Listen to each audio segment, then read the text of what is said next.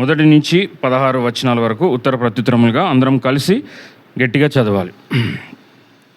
ఇశ్రాయేలీలు యెహోవా దృష్టికి దోషులైనందున యెహోవా 7 ఏండ్లు వారిని మిద్యానీయులకు అప్పగించెను. మిద్యానీయుల చెయ్యి ఇశ్రాయేళ్ల మీద హెచ్చాయను గనుక వారు మిద్యానీయుల ఎదుట నిలవలేక కొండలలోనున్న వాగులను గుహలను దుర్గములను తమకు సిద్ధపరచుకొనిరి. ఇశ్రాయేలీలు విత్తనములు విత్తిన తర్వాత మిద్యానీయులను అమాలేకీయులను తూర్పు నుండి వారును తమ పశువులను గుడారములను తీసుకొని మిడతల దండంత విస్తారముగా వారి మీదికి వచ్చి వారి ఎదుట దిగి గాజాకు పోవునంత దూరము భూమిని పంటను పాడు చేసి ఒక గొర్రెను గాని ఎద్దును గాని గాడిదను గాని జీవన సాధనమైన మరి దేనిని గాని ఇశ్రాయేలులకు ఉండనీయలేదు. వారును వారి ఒంటెలను లెక్కలేకయుండెను. దేశమును పాడు చేయుటకు వారు దానిలోనికి వచ్చిరి. ఇశ్రాయేలీలు మిద్యానీయుల వలన మిక్కిలి హీన దశకు వచ్చినప్పుడు వారు యెహోవాకు మొరపెట్టిరి. మిద్యానీయుల వలన బాధను బట్టి ఇశ్రాయేలులకు యెహోవాకు మొరపెట్టగా యెహోవా ఇశ్రాయేలు యొద్దకు ప్రవక్తను పంపెను. అతడు వారితో ఇలాగ ప్రకటించెను. ఇశ్రాయేలు దేవుడైన యెహోవా సెలవిచ్చినదేమనగా, నేను ఐగుప్తులో నుండి మిమ్మల్ని రప్పించి దాసుల గృహంలో నుండి మిమ్మల్ని తోడుకొని వచ్చి తిని. 9 ఐగుప్తీయుల చేతిలో నుండి మిమ్మును బాధించిన వారందరి చేతిలో నుండి మిమ్మును విడిపించి మీ ఎదుట నుండి వారిని తోలివేసి వారి దేశమును మీకు ఇచ్చి తిని. మీ దేవుడైన యెహోవాను నేనే. మీరు అమోరీల దేశమును నివసించుచున్నారు. వారి దేవతలకు భయపడి కొడి అని మీతో చెప్పితిని గాని మీరు నా మాట వినకపోతిరి. 11 యెహోవా దూత వచ్చి అబీయెజ్రీయుడైన యెహోవాషుకు కలిగిన ఒఫ్రాలోని మస్తకి వృక్షము క్రింద కూర్చుండెను. యోవాషు కుమారుడైన గిద్యోను మిద్యానీయులకు మరుగై ఉండునట్లుగా గానుగ చాటున గోధుమలను దుల్లగొట్టుచుండగా యెహోవా దూత అతనికి కనబడి, పరాక్రమము గల బలాఢ్యుడా, యెహోవా నీకు తోడై ఉన్నాడని అతనితో అనగా, గిద్యోను, చిత్తమున ఏలినవాడా, యెహోవా మాకు తోడై ఉండిన ఎడల ఇదంతయు మాకేల సంభవించెను. యెహోవా ఐగుప్తులో నుండి మమ్మను రప్పించినని చెప్పుచు మా పితరులు మాకు వివరించిన ఆయన అద్భుత కార్యములు ఏమాయను. యెహోవా మమ్మను విడిచిపెట్టి మిద్యానుల చేతికి మమ్మను అప్పగించెనని అతనితో చెప్పెను. అంతటా యెహోవా అతని తట్టు తిరిగి, బలము తెచ్చుకొని వెళ్ళి మిద్యానీయుల చేతుల నుండి ఇశ్రాయేలును రక్షింపుము, నిన్ను పంపిన వాడను నేనే అని చెప్పగా. 15 అతడు, చిత్తమున ఏలినవాడా, దేని సహాయము చేత నేను ఇశ్రాయేలును రక్షింపగలను? నా కుటుంబం మనష్షే గోత్రంలో ఎన్నికలేనిదే. నా పితరుల కుటుంబంలో నేను కనిష్ఠుడనై ఉన్నానని ఆయనతో చెప్పెను. అందుకు యెహోవా, అయిననేమి. 16వ వచనం అందరం కలిసి చదువుదాం. నేను నీకు తోడై ఉందును గనుక ఒకే మనుషుని హతము చేసినట్లు మిద్యానీయులను నీవు హతము చేయదువని సెలవిచ్చెను. అందుకతడు, నా ఎడల నీకు కటాక్షము కలిగిన ఎడల నాతో మాట్లాడుచున్నవాడవు నీవే అని నేను తెలుసుకున్నట్లు ఒక సూచన కనపరచుము. అలాగే ప్రసంగి గ్రంథము 3వ అధ్యాయం, అలాగే లేచి నిలబడి ప్రసంగి గ్రంథము 3వ అధ్యాయము మొదటి 8 వచనాలు, పేజీ నంబర్ 557.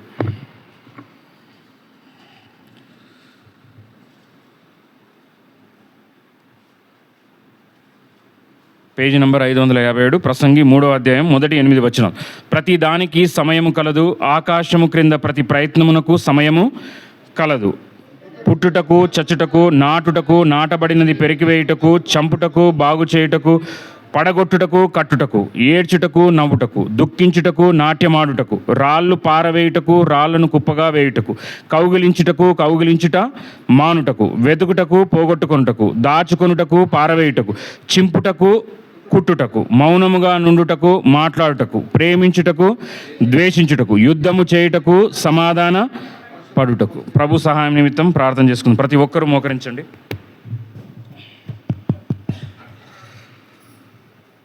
మహాపరిశుద్ధుడా, ప్రేమ కలిగిన తండ్రి, కృపగల దేవానికి స్తోత్రం, స్తుతులు నాయన. ఇప్పటి వరకు నాయన మాతో ఆరాధన వాక్యం ద్వారా నీ సేవకుడు నిలబెట్టుకొని మాట్లాడిన ప్రతి లేఖన భాగాన్ని బట్టి నీకు స్తోత్రాలు, స్తుతులు నాయన. అవును ప్రభా నాయన, మేము అపాత్రులము, అయోగ్యులము నాయన. నీ నామాన్ని ఉచ్చరించడానికైనా యోగ్యుడను కాను.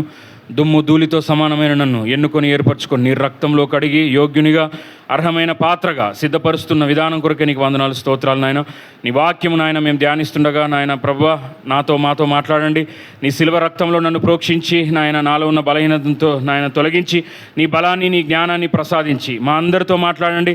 అలనాడు హిజ్కియా ఎలా అయితే నాయన మందిరపు తెరుపులు తెరిచి నాయన అయా ప్రభా ప్రతిష్ఠించి బాగు చేశాడు, ఇక్కడ నాయన తెరవబడిన గ్రంథాలు ఉన్నాయి, తెరిచిన హృదయాలు మాకు దయచేయండి. అలనాడు లూతియా హృదయాన్ని ఎలా అయితే తెరిచావో ఇక్కడ కూడి ఉన్న ప్రతి ఒక్కరి హృదయాన్ని తెరిచి నీ అమూల్యమైన శ్రేష్టమైన వాక్యాన్ని వారి హృదయంలో విత్తి మా అందరికీ ఈ సమయాన్ని దీవెనకరంగా ఆశీర్వదకరంగా మార్చమని, వాక్యాన్ని అడ్డగించే ప్రతి చీకటిని అపవాది క్రియల్ని యేసుక్రీస్తు నామములో లయపరిచి ఈ సమయాన్ని మాకు దీవెనకరంగా ఆశీర్వదకరంగా మార్చి నాయన మా అందరితో సంభాషించమని, ప్రతి ఒక్కరిని దర్శించమని యేసు పరిశుద్ధ నామమున ప్రార్థించి స్తుతించి పొందుకొని ఉన్నాము తండ్రి. ఆమేన్. ప్రభు పేరిట మీ అందరికీ మరొకసారి వందనాలు. న్యాయాధిపతుల గ్రంథము 6వ అధ్యాయము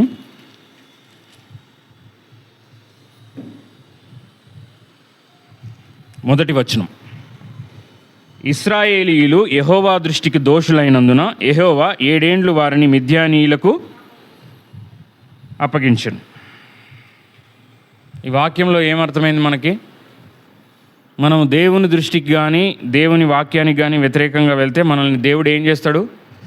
శత్రువులకి అప్పగిస్తాడు. ఆ మిద్యానీయులు అనబడిన వారు మనకు అనారోగ్యం అన్నా కావచ్చు, ఆర్థిక ఇబ్బందులన్నా కావచ్చు, ఇంట్లో సమాధానం లేని పరిస్థితులన్నా కావచ్చు, ఎవరినో ఒకరి మిద్యానీయులు లాంటి పరిస్థితిని మన గృహంలో, మన ఇంట్లో కానీ ఒంట్లో కానీ ఎవరు అనుమతిస్తారు?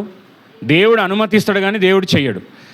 యోబుకు శ్రమలకు సాతాను యొక్క పర్మిషన్ తీసుకొని వచ్చింది కానీ దేవుడే ఇంటెన్షనల్గా పరీక్షిద్దాం అనుకున్నాడు ఆ యోబుని? లేదు. నా సేవకుడైన యోబు గురించి నువ్వు ఆలోచించితివా అని తన సేవకుని గురించి సాక్ష్యం చెప్తున్నాడు. కానీ దేవుడు ఎప్పుడూ ఒక వ్యక్తిని శోధించడు. కానీ మనం ఎప్పుడైతే దేవుని వాక్యానికి వ్యతిరేకంగా జీవిస్తామో అప్పుడు ఏం చేస్తుంది? శ్రమ కానీ కష్టానికి కానీ దేవుడు ఏం చేస్తాడు?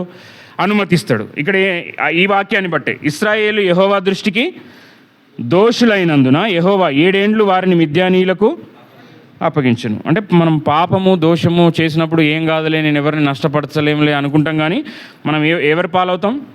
మనకందరికీ శత్రువు ఎవరు?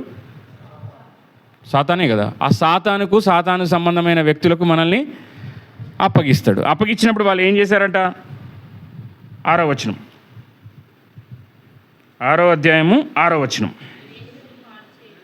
దేశమును పాడు చేయుటకు వారు దానిలోనికి వచ్చిరి. ఇశ్రాయేలీయులు మిద్యానీయుల వలన మిక్కిలి హీన దశకు వచ్చినప్పుడు వారు యెహోవాకు మొరపెట్టిరి. నేను కూడా చాలా సందర్భాల్లో ఇలాగే ప్రవర్తించాను.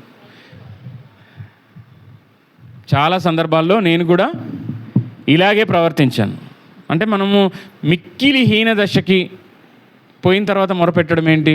మిక్కిలి హీనదశ అంటే మ్యాక్సిమం. పిల్లలు ఇంట్లో నుంచి వెళ్ళిపోకముందు వాడు కొన్ని సిమ్టమ్స్ చూపిస్తుంటాడు. అంటే చెప్పిన మాట వినకుండా లేట్ రావడము, చేయడము. ఇంట్లో నుంచి వెళ్ళిపోయిన తర్వాత బాధపడడం దేనికి? ఆరోగ్యము తీసుకోవాల్సిన జాగ్రత్తలు తీసుకోకుండా మనం వెంటిలేటర్ మీ దగ్గరికి వచ్చిన తర్వాత ప్రభువా అని పైకి చూస్తే ఏం లాభం? అంటే మిక్కిలి హీనదశ అంటే ఏంటంటే పరిస్థితులు చేదాటిపోయే పరిస్థితి. మరి ఆ శ్రమ స్టార్టింగ్లోనే మొరపెట్టొచ్చు కదా. అంటే ఇది నేను హ్యాండిల్ చేయగలను. మనం కూడా చాలాసార్లు అనుకుంటాం. ఏమవుతామంటే బాగా డ్యామేజ్ కంట్రోల్ చేయలేని పరిస్థితికి వచ్చిన తర్వాత దేవుడికి మొరపెడతాం. మొరపెట్టలేమో మన జీవితాల్లో? చేతులు దాటిపోయినాక, పరిస్థితి చేదాటిపోయిన తర్వాత మొరపెట్టడం అది ఉత్తమమైన ఆత్మీయతనేనా? మీలో ఎవరికైనా శ్రమ కలిగిన ఎడలా వాడు ఏం చేయాలి? ఆ శ్రమ బాగా ముంచేసిన తర్వాత మొరపెట్టాలని ఉందా? మీలో ఎవరికైనా శ్రమ కలిగిన ఎడల అతడు ప్రార్థన చేయవలెను. ఎవరు చేయాలి? శ్రమ కలిగిన వాళ్ళు శ్రమ ఏదైతే పొందుకుంటున్నారో వాళ్ళు ప్రార్థన చేయాలి. ఇప్పుడు అంతే కదా. కడుపు నొప్పి ఎవరు వస్తున్నారో వాళ్ళే ట్యాబ్లెట్ వేసుకోవాలి. నేను వేసుకోలేను, నాకు ట్యాబ్లెట్ ఇష్టం ఉండదు, మా వైఫ్కి వేస్తా అంటే తగ్గుద్దా? ఇన్ జనరల్ నాకు హాస్పిటల్ అంటే పడదు, సూది మందు అంటే పడదు. నేను పుట్టినప్పటి నుంచి హాస్పిటలే చూడలేను అన్నట్టు చెప్తారు. హాస్పిటల్కి వచ్చి ఏం చెప్తారు? నేను ఇంతవరకు మందులు వాడాల్సిన అవసరం రాలేదు, హాస్పిటల్ గడప తొక్కను లేదు. మరి ఎందుకు వచ్చింది ఈ పరిస్థితి? క్రైస్తవులుగా, విశ్వాసులుగా మనం మందులు వాడచ్చా? వాడకూడదా? వాడచ్చా? బైబిల్ దానికి సమ్మతిస్తుందా? మరి కొంతమంది చెప్తారు కదా, మేము మందులు వాడము, మేము విశ్వాసంతో దేవుడు తగ్గిస్తాడు, నేను ఎప్పుడు మందులు వాడను అంటారు. మరి అది తప్ప?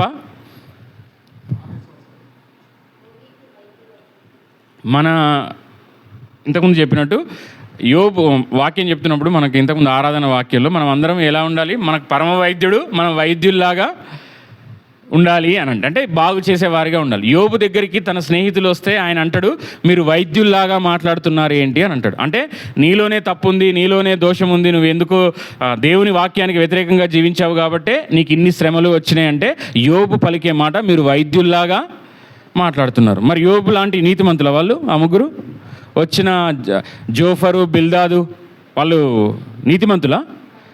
నీతిమంతులైతే నా సేవకుడైన యోబు మీ నిమిత్తం ప్రార్థన చేస్తే కానీ మీకు బాగవరు అని దేవుడు ఎందుకు చెప్తాడు? నా సేవకుడైన యోబు మాట్లాడినట్టు యుక్తముగా మీరు మాట్లాడలేదు అని అంటాడు. అంటే వైద్యుల్లాగా అంటే కొంతమంది అది చదువుకోను, బైబిల్లో కొంతమంది బైబిల్ పఠించే పరిస్థితుల్లో ఉండరు. పల్లెటూరులలో నమ్ముకున్న వాళ్ళకి ఏముంటుంది, వారు వినుట వలన విశ్వాసం కలుగును అన్నట్టు సేవకులు బోధకులు చెప్పిన సాక్ష్యాన్ని బట్టి దేవుణ్ణి నమ్ముకుంటారు. వారికి బైబిల్ తెలియదు. మరి వాళ్ళు మాత్రలు వేసుకోము, నేను ఇంజక్షన్లు తీసుకోము, ప్రార్థన చేసుకుంటాము అని అంటారు. మంచిదే. బైబిల్లో ఏముంటుందంటే నీ విశ్వాస పరిమాణము చొప్పున క్రమం చొప్పున నువ్వు చెయ్యు. కొంతమంది విశ్వాసంతో ప్రార్థన చేసుకొని ఏం చేసుకుంటారు, వారి విశ్వాసాన్ని బట్టి గణపరిచి దేవుడు స్వస్థపరుస్తాడు. కొంతమంది మందుల ద్వారా బాగుపడతారు. మరి మందుల ద్వారా బాగుపడితే క్రెడిట్ ఎవరికి? డాక్టర్కా? మందుల ద్వారా బాగుపడితే బాగు చేసింది ఎవరు చెప్పాలి? డాక్టరా?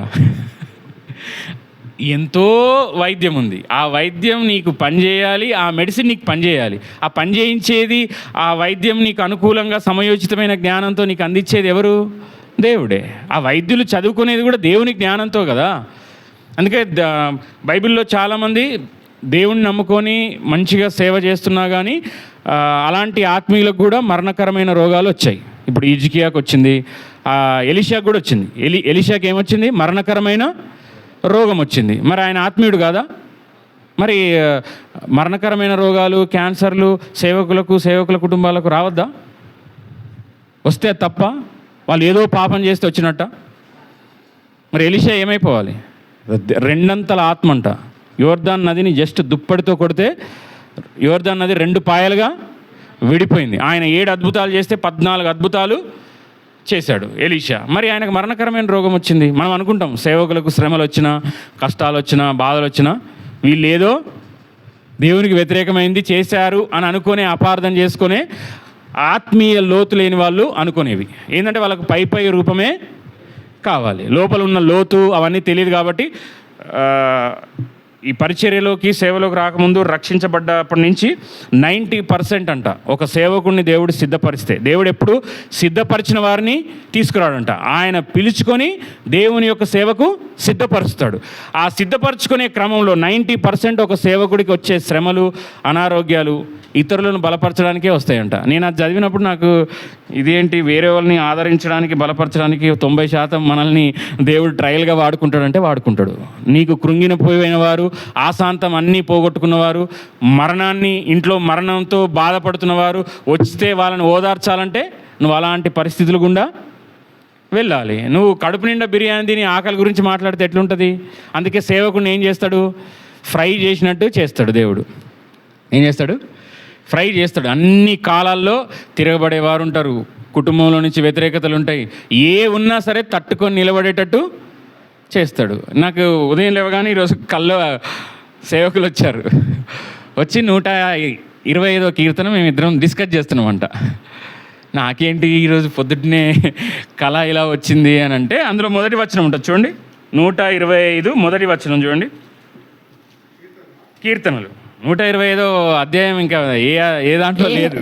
యెహోవా యందు నమ్మిక ఉంచువారు కదలక నిత్యము నిలుచు సియోను కొండల వలె నుందురు. చాలు. యెహోవా యందు నమ్మిక ఉంచువారు కదలక నిత్యము నిలుచు సియోను కొండవలే ఉంటారంట. యెరూషలేము చుట్టూ పర్వతములు ఉన్నట్లు యెహోవా ఇది మొదలుకొని నిత్యము తన ప్రజల చుట్టూ ఉండును. ఇక్కడ మిద్యానీ ప్రజలు ఏం చేశారు? దేవుని దృష్టికి వ్యతిరేకంగా జీవించారు, ప్రవర్తించినందుకు వాళ్ళని ఏం చేశాడు? శత్రువులకు అప్పగించారు. మరి వాళ్ళు 6వ అధ్యాయం 6వ వచనంలో ఏం చేశారు? పోనీ అప్పుడన్నా కానీ ఏం చేశారు? దేవుని వైపు తిరిగి మొరపెట్టారా లేదా? కొందరు మరీ దుర్మార్గం, మొత్తం మరణ పర్యంతం వచ్చినా కానీ దేవుని వైపు తిరగరు, మొరపెట్టరు. పరిస్థితులు ఆల్రెడీ తగలబడిపోతుంటాయి. ఇప్పుడన్నా దేవుడు ఆ పరిస్థితి ద్వారన్నా తన వైపు తిప్పడానికి ఆ పరిస్థితిని కలిగి చేస్తాడు. కానీ అయినా కానీ వాళ్ళు ఎటువైపు చూడరు? పైకి. ఊర్ధ్వలోకం అంటే పైకంట. ఒక వ్యక్తి హాస్పిటల్లో ఉన్నప్పుడు పడుకుంటే ఎటువైపు చూస్తాడు? నేను అంతకుముందు కూడా చెప్పిన, ఒక జీవి ఉంది, ఒక అపవిత్రమైన జీవి, అది కూడా ఒకసారే చూస్తుంది పైకి. కరెక్ట్, గుర్తుందా? దాన్ని పట్టుకొని తీసుకుపోయి వేసేద్దామన్నప్పుడే చూస్తుంది. కొంతమంది ఎంత శ్రమ వచ్చినా కష్టం వచ్చినా అలాంటి దిక్కుమాలిన స్థితి అడుగంటి స్థాయి పరిస్థితికి వచ్చినా కానీ దేవుని వైపు చూడరు. వీళ్ళు ఏం చేశారంట? హీన దశకు వచ్చినప్పుడు ఏం చేశారు? యెహోవాకు మొరపెట్టారు. మరి మొరపెడితే దేవుడు ఏం చేశాడు? ఒక ప్రవక్తని పంపించాడు. ఇక్కడ 16వ వచనం చూడండి, 12వ వచనం మొదటగా. యెహోవా దూత అతనికి కనబడి, పరాక్రమము గల బలాఢ్యుడా, యెహోవా నీకు తోడై ఉన్నాడని అతనితో అనగా. ఆ పరాక్రమ గల బలాఢ్యుడు ఎవరు? ఆయన బలాఢ్యుడేనా నిజంగా? అవునా? చెప్పండి, ఆయన పరాక్రమం గల బలాఢ్యుడేనా? పరాక్రమం గల బలాఢ్యుడేనా, పిరికివాడా? 11వ వచనం. యెహోవా దూత వచ్చి, చదవండి అది గట్టిగా, 11వ వచనం, 6:11. యెహోవా దూత వచ్చి అబియేజ్రీయుడైన యోవాషునకు కలిగిన ఉపప్రాలోని మస్తకి వృక్షము క్రింద కూర్చుండెను. యోవాషు కుమారుడైన గిద్యోను మిద్యానీయులకు మరుగై ఉండునట్లు గానుగ చాటున గోధుమలను దుల్లగొట్టుచుండగా. శత్రువులకు భయపడి ఏం చేస్తున్నాడు ఆయన? మరుగుగా ఉండి గానుగ చాటున ఏం చేస్తున్నాడు? బహిరంగంగా చేస్తున్నాడు పని. నా కష్టం నేను చేసుకుంటున్నా అని అన్నట్టు చేస్తున్నాడా? దున్నేవాడిదే భూమి అన్నట్టు ఏమన్నా ఉందా ఆడ? ఏం చేస్తున్నాడంట? మరుగై గానుగ చాటున గోధుమలు దుల్లగొట్టుకుంటున్నాడంట. మరి దుల్లగొట్టుకుంటుంటే ఆయనతో దేవుని దూత కనబడి ఏమంటున్నాడు? పరాక్రమము గల బలాఢ్యుడా, యెహోవా నీకు తోడై ఉన్నాడని అతనితో అనగా. ఇక్కడ 13వ వచనం చూడండి.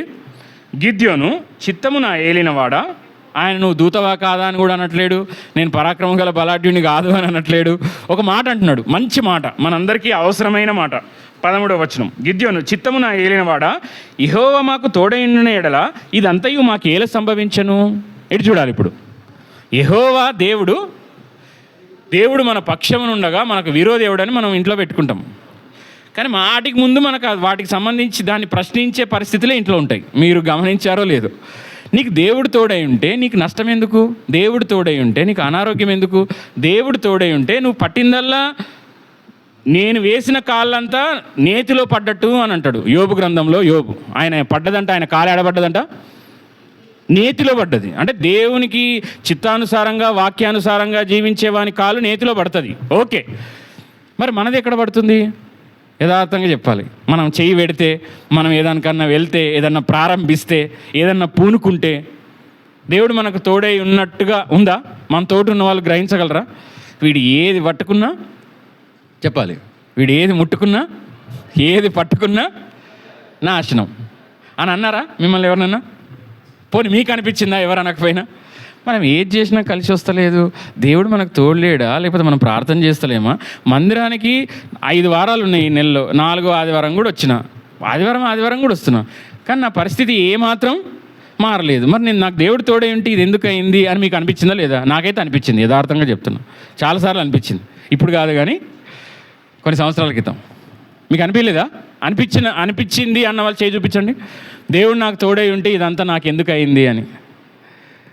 ఓకే, యథార్థవంతులు ఉన్నారు. మరి ఇక్కడ ఆయన దేవుడితో చెప్తున్నాడు, ఆ దూతతో చెప్తున్నాడు ఏమని? గిద్యోను చిత్తమున ఏలినవాడా, యెహోవా మాకు తోడైన ఇదంతయు మాకు ఏల సంభవించాలి? మా శత్రువుల దగ్గర మేము దాసులం అయిపోయి, వాళ్ళు ఏమి తినడానికి కూడా ఏం లేకుండా అన్నీ తీసుకుపోవాల్సిన పరిస్థితి ఏముంది?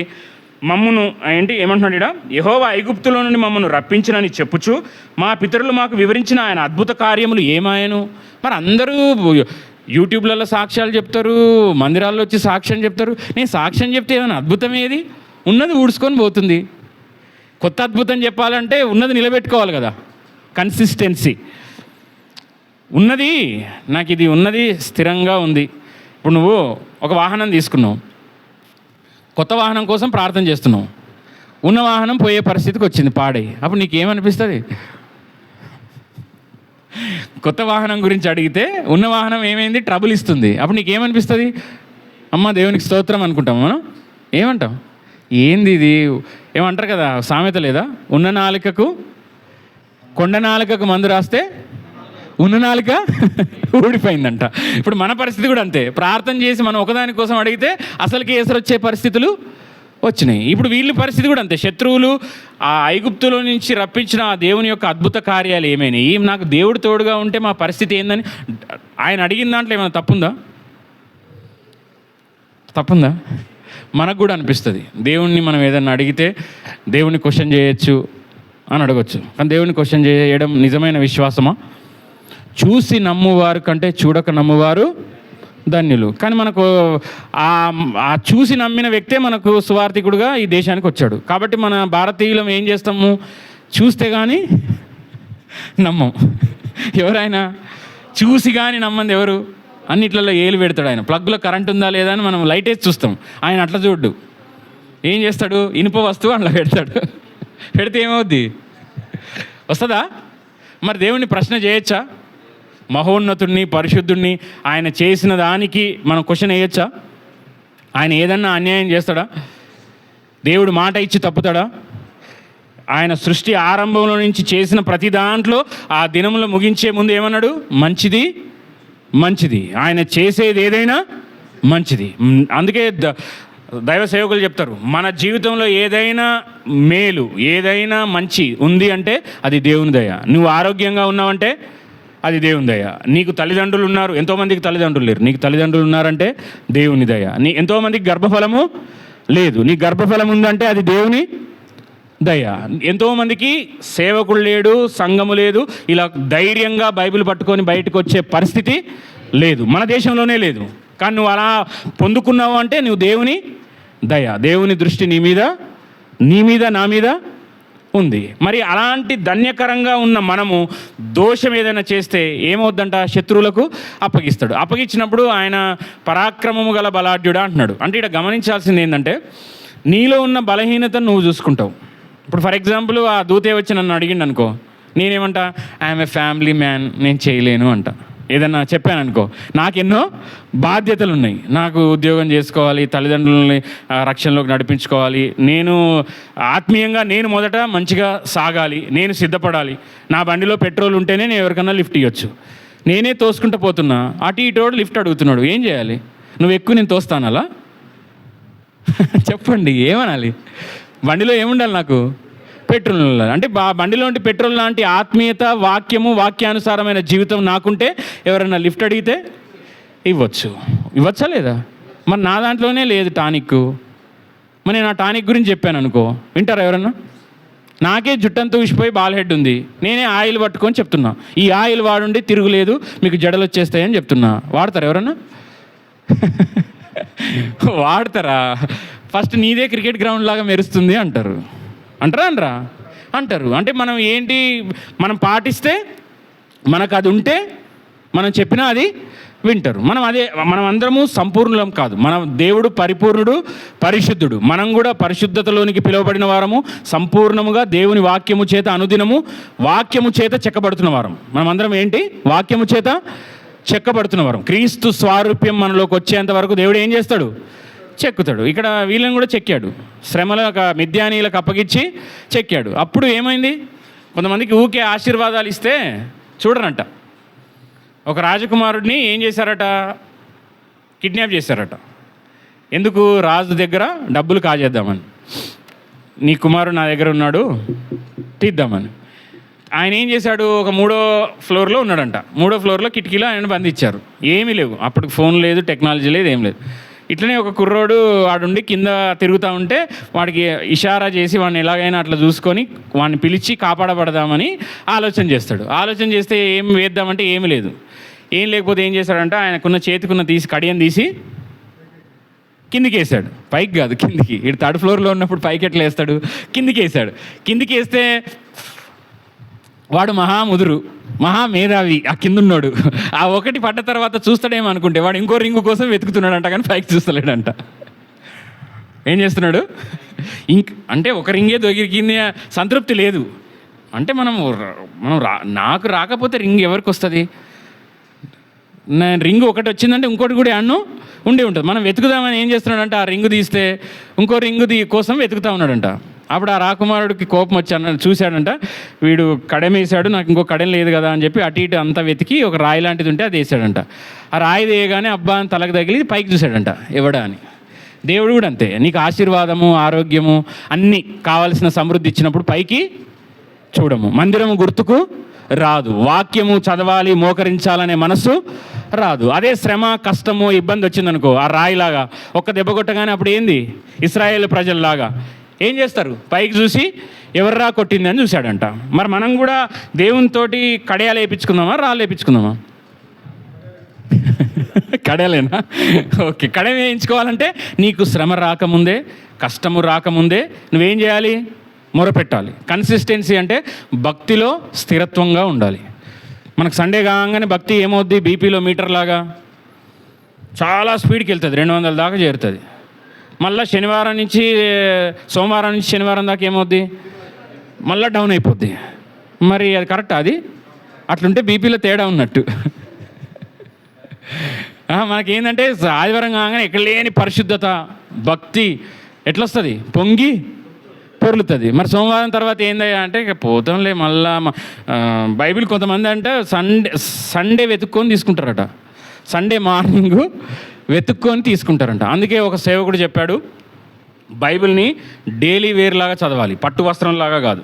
డైలీ పట్టు వస్త్రాలు ఎప్పుడు వేసుకుంటాం మనం?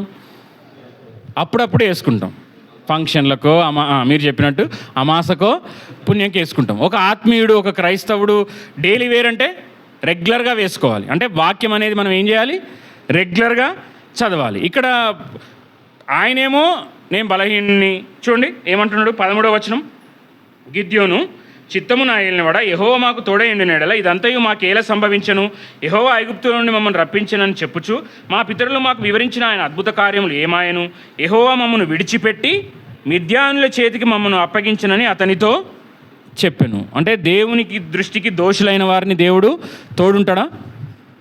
దేవుని తోడుంటాడా? ఉండడు. ఆయనే చెప్తున్నాడు కదా, మిద్యానుల చేతికి ఎవరు అప్పగించారంట? దేవుడే అంతటా యెహోవా అతన్ని తట్టు తిరిగి బలము తెచ్చుకొని వెళ్ళి మిద్యానీయుల చేతిలో నుండి ఇశ్రాయేలును రక్షింపుము, నిన్ను పంపిన వాడను నేనే అని చెప్పగా మళ్ళీ చెప్తున్నాడు 15వ వచనం చూడండి, అతడు చిత్తము నా ఏలినవాడా, దేని సహాయము చేత నేను ఇశ్రాయేలును రక్షింపగలను? నా కుటుంబం మనష్షే గోత్రంలో ఎన్నిక లేనిదే, నా పితరుల కుటుంబంలో నేను కనిష్ఠుడినై ఉన్నానని ఆయనతో చెప్పాను. అందుకు యెహోవా, అంటే నా కుటుంబంలో నేను కనిష్ఠుణ్ణి, నా గోత్రం కానీ నేను కానీ ఎన్నిక లేనివాడిని, నాకు శక్తి లేదు, పరిచర్య చేయాలంటే నాకు చదువు లేదు, మనోళ్ళు నాకు స్టేజ్ ఫియరు, నాకు ఇంగ్లీష్ రాదు. వింటున్నారా? నాకు ఇంగ్లీష్ రాదు, నేను చదువుకోలేదు, బైబిల్ నేను బోధించలేను, పరిచర్య చేయలేను, సేవకు నేను పిలుస్తున్నాడంటే దేవుడిని నన్ను వాడుకుంటాడా, నేను ఇంకా పాపంలో ఉన్నాను, నాకు ఇంకా రక్షణ అనుభవము స్థిరమైన అది లేదు అని మనకు ఎన్నో ప్రశ్నలు మనం డీవియేట్ చేసుకుంటూ ఉంటాం. మనల్ని మనం మన యొక్క అయోగ్యతలను దేవుడికి చెప్తూ ఉంటాం. ఓకే, అది మంచిదే, నీ అయోగ్యత చెప్పాలి. ఎవరికి చెప్పాలి? లోకానికి చెప్తే ఏం చేస్తుంది నీ అయోగ్యత? నీ వీక్నెస్లో ఎవరికైనా లోకానికి చెప్పావనుకో, వాళ్ళు ఏం చేస్తారు? ఆ వీక్నెస్ తోటి నిన్ను బలపరుస్తారా? పలానా విషయంలో ఆయనకు ఇంటికి వస్తే ఏసీకి వస్తుంది, తుమ్ములు వస్తాయి అనుకో, వాడు నేను ఏసీ బంద్ చేస్తాడా? మంచి ఆత్మీయుడైతే బంద్ చేస్తాడు, కానివాడైతే ఏముంది, పెట్టు నాకు చాలా వేడిగా ఉంది అంటాడు. అప్పుడు ఏమైంది నీకు? ఏమొస్తాయి? తుమ్ములు వస్తాయి, ఎలర్జీ వస్తుంది. మనం కూడా అంతే, మన బలహీనతల్ని ఎవరికి చెప్పుకోవాలి? నన్ను బలపరిచేవాని యందు నేను సమస్తము చేయగలను. అంటే నువ్వు బలపరిచేవాడు లేకపోతే ఏమీ చేయలేవని అర్థమా కాదా? ఫస్ట్ ఒప్పుకోవాలనా లేదా? నన్ను బలపరిచేవాని యందు నేను సమస్తము చేయగలను. నాకు ఆరోగ్యం బాగాలేకపోయినా చేయగలను, నా స్థాహతకి, నా హోదాకి, నా శక్తికి మించిన పనైనా నన్ను బలపరిచేవాడిని బట్టి నేను చేయగలను. కానీ నన్ను బలపరిచేవాడు లేడనుకో, మనం ఏమైనా చేయగలమా? అసలు అడుగు తీసి అడుగు పెట్టగలమా? యెహోవా సెలవు లేక భోజనము చేసి తృప్తిగా భోంచేసి సంతోషించేవాడు ఎవడని ఉంటుంది ప్రసంగిలో. ఆయన సెలవు లేకుండా భోజనం కూడా 5,000 ఏం పోవంట, నోట్లోకి పోని పరిస్థితి అంట. మరి ఈడ ఆయన నేను నా యొక్క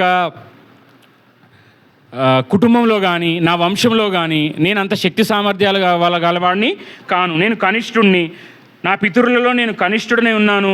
అంటే నేను చాలా వీక్ పర్సన్ని అని ఒప్పుకుంటున్నాడు. మరి వీక్ పర్సన్ అని ఒప్పుకుంటే దేవుడు ఏమంటున్నాడు? ఇది అండర్లైన్ చేసుకోవాలి. 16వ వచనంలో యెహోవా అయిననేమి కింద అండర్లైన్ చేసుకోవాలి. ఇక్కడ ఉన్న అబ్బాయిలు అమ్మాయిలు అందరూ అయిననేమి కింద అండర్లైన్ చేసుకోవాలి. న్యాయాధిపతుల గ్రంథము 6వ అధ్యాయము 15వ వచనంలో చివరి భాగం, యెహోవా అయిన నేమి, నేను బలహీనుడను, అయిననేమి, నేను స్త్రీని, నేను వృద్ధుణ్ణి, ఇంకేం చేస్తా, కాటికి కాలు చాపినట్టుగా ఉన్నా, దేవుడు ఎప్పుడు పిలిస్తే అప్పుడు వెళ్ళిపోయే పరిస్థితిలో ఉన్నా, నేను వృద్ధుణ్ణి, దేవుని కోసం ఏం చేయగలను, నాకు చదువు రాదు, నేనేం చేయగలను, నేను చదువుకుంటున్నా, నాకు దేవుని సేవ అన్నా పరిచర్య అన్నా భయము, నేను చేయలేను. దేవుడు పిలుచుకున్నాడు అనుకోండి, నాకు అనారోగ్యంగా ఉంది, నా కుటుంబ బాధ్యతలు చాలా ఉన్నాయి, అవన్నీ చేయాలని మనం ఎన్ని సాకులు చెప్తామో అవన్నిటికీ దేవుడు అంటున్నాడు ఏమంటున్నాడే, అయినా నేమి. అవన్నీ ఉన్నా సరే నాకు వ్యాపారం ఉంది, నాకు టీ షాప్ ఉంది, నేను కొత్త బ్రాంచ్ ఒకటి ఏర్పాటు చేసిన, మరి నేను ఎట్లా చేయగలను? ఒక బ్రాంచే కాదు ఇంకో బ్రాంచ్ కూడా చూడాలి. ఇటు అందరూ ఒక బ్రాంచే కాదు ఇంకో బ్రాంచ్ కూడా పెట్టినా, మరి నువ్వు ఇంకో బ్రాంచ్ కూడా పెట్టినావు కానీ మరి దేవుని కోసం ఏం చేస్తున్నావు అని దేవుడు అడగడా? మరి నీ బ్రాంచ్లు పెట్టుకుంటున్నావు కానీ మరి నా రాజ్య సువార్త పని ఎవరు చేస్తారు అని దేవుడు అడుగుతాడు అడగడా? నిన్ను నన్ను లెక్క అడగడా? మొదట నా రాజ్యమును నీతిని వెతుకు, అప్పుడు అవన్నీ అనుగ్రహింపబడడం. వ్యాపారం చేయడం ఇంకో బ్రాంచ్ పెట్టుకోవడం తప్పు కాదు. మరి దేవుని సేవకు రమ్మంటే నేను చదువుకోలేను, నేను చెప్పలేను, నాకు స్టేజ్ ఫియరు అనొచ్చా? నువ్వైనా నేనైనా అనొచ్చా? గిద్యోన్ లాగా ఉంటే అంటే అప్పుడు దేవుడు ఏమంటున్నాడు? అయినా నేమి అంటే నీవు అలా ఉన్న పరిస్థితి ఉన్నా కానీ నువ్వు ఉద్యోగం చేస్తున్నా పరిచర్య చేయి, నువ్వు బిజినెస్ చేస్తున్నా పరిచర్య చేయి, దేవుని మందిరంలో పని చేయి, నువ్వు చదువుకుంటున్నా వచ్చి ఏం చేయొచ్చు, చేయొచ్చు. నువ్వు స్త్రీ అయినా కానీ చేయొచ్చా లేదా? దేవుడు నిన్ను పిలుచుకుంటే దేవుడిచ్చిన సిద్ధపాటును బట్టి నేను స్త్రీనని, నేను బలహీనరాలని అనుకోవచ్చా? అనుకోవచ్చా? ఇప్పుడు దేవుడే అంటున్నాడు అయినా నేమి. నువ్వు యవనస్తుడివైనా, నీకు చదువు వచ్చినా చదువు రాకపోయినా, నువ్వు ధైర్యంగా దేవుని నామాన్ని బట్టి, దేవుడు పిలుస్తున్న పిలుపుని బట్టి దేవుడే అంటున్నాడు అయిననేమి, నేను నీకు తోడై యుందును కనుక ఒకే మనిషిని హతము చేసినట్లు మిద్యానీలో నీవు హతము చేయదువని సెలవిచ్చును. ఈ లోకంలో ఇటు చూడాలి జాగ్రత్తగా. నేను ఒకడిని ఉన్నా, దేవుడు ఒక్కడు నాకు తోడులేడు, దేవుడు ఒక్కడు నాకు తోడులేడు. ఈ ప్రపంచంలో ఉన్న ఇన్ని బిలియన్స్ మంది నాకు తోడుగా ఉన్నారు, సైంటిస్టులు తోడుగా ఉన్నారు. ఇటు ఒక 100 మంది సైంటిస్టులు ఉన్నారు, ఇటు ఒక 100 మంది ఐపీఎస్లు ఉన్నారు, ఇటు వెనక డిఫెన్స్ ఒక 100 మంది ఉన్నారు నాకు, ఇటు ఒక 1000 మంది ఎయిర్ ఫోర్స్ ఉన్నారు. Most intelligence, most powerful weapons నా దగ్గర ఉన్నాయి. దేవుడు ఒక్కడు తోడులేడు. ఎవరు లేరు? ఈ లోకంలో ఉన్న అత్యాధునిక వెపన్స్ నా దగ్గర ఉన్నాయి. అత్యాధునిక సూపర్ న్యాచురల్ ఇంటెలిజెన్స్ అంటే జ్ఞానముతో ఎక్కడ ఏముంది ఏం చెప్పగలనో నైపుణ్యం గలవారు, యుద్ధంలో కానీ ఎయిర్ ఫోర్స్లో కానీ ఏదైనా సరే నైపుణ్యం గలవారు నాతో ఉన్నారు. దేవుడు ఒక్కడు నాకు తోడుగా లేడు. నేను ఏదైనా ఒక యుద్ధం చేస్తే గెలుస్తానా? ఎందుకు? అత్యాధునికమైన టెక్నాలజీ ఉన్నారు కదా నా దగ్గర, ఉన్నతమైన డాక్టర్స్ సైంటిస్టులు ఉన్నారు. ఏదంటే నిమిషాల్లో కార్డియాలజిస్టు కొంచెం కలతగా ఉందంటే కార్డియాలజిస్ట్ పక్కనే ఉన్నాడు, కొంచెం ఆయాసం ఉందంటే పల్మనాలజిస్ట్ రెడీగా ఉన్నాడు. వాళ్ళు ఏదో తేడాగా మాట్లాడుతున్నారంటే AK-47 తోటి, వీలైతే మిసైల్స్ తోటి కూడా రెడీగా ఉన్నారు నాతో ఉన్నవాళ్ళు. కానీ నేను ఏదన్నా, దేవుడు ఒక్కడు తోడలేడు. నేను దాంట్లో విజయం పొందగలనా? నేను ఆరోగ్యంగా ఉండి నా శత్రువుని జయించి నిలబడగలనా? ఎందుకు? అవునా? దేవుడు తోడుండాలనా? ఉండాలి కదా మనకి. ఇంకొక విషయం సేమ్ అదే ఉంది. దేవుడే నాకు తోడున్నాడు. నా శత్రువు అయిన అపవాది సంబంధులకు ఇప్పుడు నేను చెప్పినవన్నీ వాళ్ళందరూ ఉన్నారు. అప్పుడు నేను గెలుస్తానా గెలవనా? అత్యంత శక్తి సామర్థ్యం గల వాళ్ళన్నీ వాళ్ళతో ఉన్నారు. డాక్టర్లు, సైంటిస్టులు, మిలిటరీ, ఇక అంటే ఉండాల్సిన వాళ్ళు అందరూ ఉన్నారు. నాకు ఎవ్వరు లేరు. అంటే నా దేవుడు వాళ్ళకి కనపడ్డు, కానీ దేవుడు నాతో ఉన్నాడు. నేను గెలుస్తానా గెలవనా? ఒకటే మాట. ఎందుకు?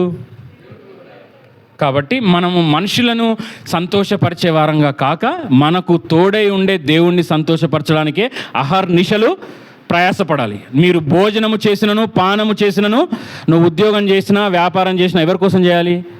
నేను నా పిల్లల కోసం చేస్తున్నానండి అని మాత్రం చెప్పొద్దు. నువ్వు ఉద్యోగం చేసినా ఎవరి కోసం చేయాలి? దేవుని కోసమే చేయాలి. నువ్వు వ్యాపారం చేసినా, నువ్వు ఇంట్లో నీ భర్తకు లోబడి గిన్నె నీట్గా తోమినా, తలతల మెరిసేటట్టు తోమినా ఎవరి కోసం చేయాలి? నిన్ను ఒకరు చూస్తూ ఉన్నారు 24/7. ఎవరు చూస్తున్నారు? నీ భర్త చూడలేడు. సీసీ కెమెరాలు కూడా కొన్ని అందవు.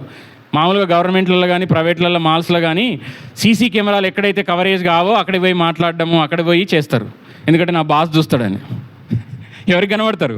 వాళ్ళ ఫోన్లలో ఏముంటాయి? ఆ సీసీ కెమెరా యొక్క ఫుటేజెస్ లైవ్ ఉంటుంది కాబట్టి వాళ్ళు ఏం చేస్తారు? కెమెరాలు లేని దగ్గర వెళ్ళి ఫోన్లు మాట్లాడడము, గాసిప్స్ పెట్టడము చేస్తారు. మీరు ఏ షాపింగ్ మాల్లో అయినా చూడండి, మీకు ఖాళీ ఉన్నప్పుడు అక్కడ కెమెరా ఉందనుకో, ఎక్కడ లేని ఒబీడియంట్గా చేస్తుంటారు. ఆడ పని పడ్డాయన్ని మడత పెట్టేయడం చేయడం. ఆ కార్నర్లో మెట్ల మీద కూర్చుంటారు. చూసారా? డీమార్ట్ వెళ్ళారా ఇక్కడ ఉన్న వాళ్ళందరూ? వాళ్ళు ఇష్టం కదా, ఆడ కెమెరాలు ఉంటాయా? దేవుడు మనతో చెప్తున్న మాట, ఆత్మ చెప్పుచున్న మాట, నువ్వు ఎలాంటి పరిస్థితిలో ఉన్నా దేవుడు నిన్ను వాడుకోవడానికి దేవుని ఇంటిలో నీకు ఒక అర్హత, దేవుడు ఇస్తున్న అర్హత.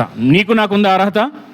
లేదు. నువ్వు క్రీస్తు రక్తంలో కడగబడమే దేవుని రాజ్యంలోకి రావాల్సిన ఒక అర్హత. నువ్వు క్రీస్తు రక్తంలో కడగబడాలి. నీ పాపాలు ఒప్పుకొని నువ్వు పరిశుద్ధంగా జీవించడానికి, మారు మనసు అనుభవం పొంది పరిశుద్ధమైన ప్రజలతో ఆయన మందిరంలో సేవ చేయడానికి అర్హత ఏంది? మనకి ఏం కావాలి అర్హత? IAS IPS చేసి ఉండాలా? అవునా? దేవుని సేవ పరిచర్య చేయాలంటే నువ్వు ఉన్నతంగా చదివి ఉండాలా? 12 మంది శిష్యులు ఏం చదివారు? దావీదు ఏం చదివాడు? నేను ఎక్కలేనంత ఎత్తైన కొండకు నన్ను ఎక్కించు అంటే దేవుడు ఎక్కించాడా లేదా? యెరూషలేం, ఆ యెరూషలేం వైపు చూస్తూ నేను ఎక్కలేనంత కొండకు నన్ను ఎక్కించు అంటే ఎక్కించాడు. దేవుడు ఎక్కించాడా లేదా? దేవుడు ఎక్కించాడా? ఆయన ఎక్కాడా? దేవుడు ఎక్కించాడు. ఇప్పుడు ఆ గొల్యాతుకి బలం ఉంది, కండ బలం ఉంది, గుండె బలం ఉంది. దావీదు చెప్పిన ఒకటే మాట ఏంది? నువ్వు కర్రే ఈటే దాంతో వస్తున్నావేమో, కానీ నేనైతే యెహోవా నామం పేరిట వస్తున్నాను. మరి ఆ నామంలో ఉన్న శక్తిని బట్టి జయించాడా లేదా? జయించాడు. ఇప్పుడు మనం అనుకోవచ్చు, యెహోవా ఇల్లు కట్టించని ఎడల దాని కట్టువారి ప్రయాస వ్యర్థమే, కావలి వారు రాత్రంతా మెలుకొని ఉండడం వ్యర్థమే. ఎందుకంటే ఇప్పుడు ఉన్న ప్రొఫెషనల్స్ వాళ్ళకి ఏదన్నా వాళ్ళ లొసుగులు అన్నీ తెలుస్తాయి కాబట్టి గన్ను వాళ్ళని కాపాడి వేరే వాళ్ళని కాపాడరా అంటే వాళ్ళకి ఏదైనా డబ్బులు కావాలంటే వీళ్ళకే పెడుతున్నారు గన్ను. నమ్మక ద్రోహులా కాదా వాళ్ళు? అంటే ఇప్పుడు వాళ్ళు ఎంతో డబ్బులు ఇచ్చి ఏం పెడతారు? బౌన్సర్స్ని వీళ్ళని నమ్ముకొని పక్కన పెడతారు గన్ ఇచ్చి. మరి వాళ్ళు ఏం చేయాలి? ఎవరిని కాపాడాలి? వాళ్ళు ఆ యజమానులను కాపాడాలి. ఫర్ ఎగ్జాంపుల్, ఇందిరాగాంధీని ఎవరు చంపారు? గన్మేనేనా కాదా? అంటే నీకు దేవుడు తోడు లేకపోతే ఎవడు పడితే వాడు చంపుతాడు. ఒక దోమ కూడా మనల్ని హాస్పిటల్ నుంచి ఇంటికి రాకుండా చేయగలదు. ఈ ప్రపంచాన్నే పాలించి నాకు తిరుగులేదన్న అలెగ్జాండర్ ఏమయ్యాడు? దోమ కాటుతో చనిపోయి, నా సమాధి పెట్టెల్లో 2 చేతులు పైకి పెడుతున్నాను, ఈ లోకంలోనికి ఏమి తీసుకురాలేను, రిక్త హస్తాలతో వెళ్ళిపోతున్నాను. మరి ఆయన సంపాదించిన రాజ్యాలు, తిరుగులేని పని అనే పేరు ఏమన్నా తీసుకుపోగలిగాడా? ఆయనతో పాటు ఏమన్నా తీసుకుపోలేడు. అంటే మనం ఈ లోకంలోనికి ఏం తీసుకురాలేము, ఏమీ తీసుకుపోలేము. కాబట్టి మనము దేవుని యందు ఆయన నామం, ఆయన పిలిచిన పిలుపుని బట్టి మనం ఏం చేయాలి? విశ్వాసంతో అడుగులు వేయాలి. ఇక్కడ వేశాడా లేదా? నేను నీకు తోడయిందును గనుక ఒకే మనుషుని హతము చేసినట్లు మిద్యానీయులను నువ్వు హతము చేయవచ్చుదని సెలవిచ్చెను. అంటే నీ బలహీనతలు నీవు చూసుకోవద్దని దేవుడు చెప్తున్నాడు. మానవులు కానీ, నీ ఇంట్లో ఉన్నవాళ్ళు కానీ, ఇటు చూడాలి. నీ ఇంట్లో ఉన్నవాళ్ళు కానీ, ఇప్పుడు ఒక 3 కుమారులు కుమార్తెలు లేకపోతే ఎవరో ఉన్నారనుకో, ఒకడు బాగా చదువుతాడు, ఒకడు బాగా చదవలేడు, ఒకడు షార్ప్ ఉంటాడు, ఒకడు షార్ప్గా లేడు, ఒకడు చెప్పిన మాట వెంటనే వింటాడు, కొందరు వినరు. కానీ ఆ తండ్రి ఏం చేయాలి? చెప్పిన మాట వాళ్ళని బాగా ఎత్తుకొని వినని వాడిని వదిలేయాలా? ఏం చేయాలి? పక్షపాతం లేకుండా ప్రేమించాలి. అంతే కదా? ఒకరికి ఒక మాట చెప్తే ఒకరు వెంటనే గ్రహిస్తారు, కొందరు గ్రహించరు, కొందరు లేట్గా రెస్పాన్స్ అవుతారు, ఆలోచించి చేసి. ఒకడేమో అందులో పెడితే కాలుతుందంటే ఒకడు వింటాడు, ఒకడేమో నేను పెట్టిన తర్వాత కాలిన తర్వాత వింటా అనేటోడు ఉంటాడు. అప్పుడు ఏం చేయాలి? బ్యాలెన్స్ చేయాలా వద్దా? ఆ తండ్రి. మరి మనం కూడా మన బలహీనతల్ని మన పిల్లల్లో కానీ ఎవరిలో కానీ మనం బలహీనతలనే చూస్తాం. మన స్నేహితులైనా మనలో ఏం చూస్తారు? మన బలాలు చూస్తారా? లోకమంతా, లోకం కానీ సాతాను కానీ నీలో ఉన్న బలహీనతలనే, నీకున్న పాజిటివ్ని చూడరు.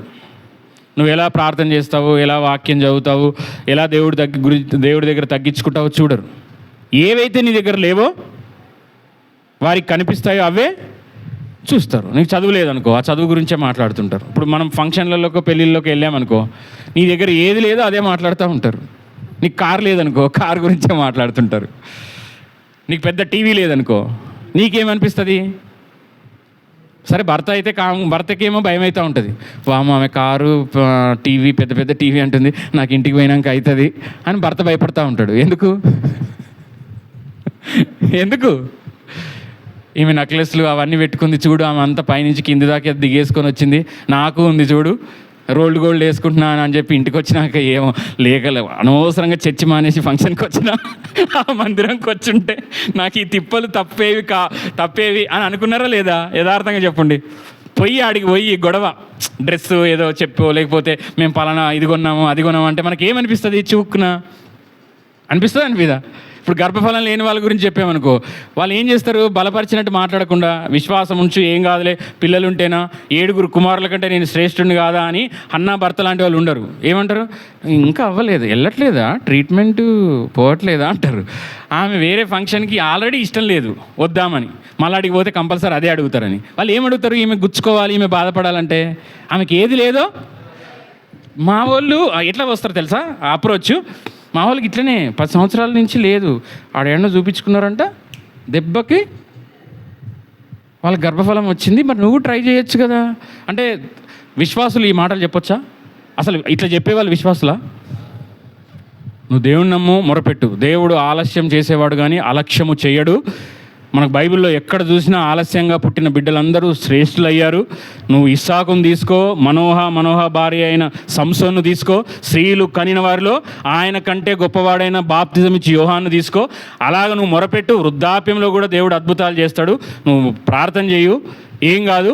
కావాలంటే నువ్వు వేరే వాళ్ళని ఒకరిని, దేవుని నామం పేరిట వేరే వాళ్ళని ఒకరిని దత్తత తీసుకో, అది తప్పు లేదు అని అట్లా చెప్పాలనా?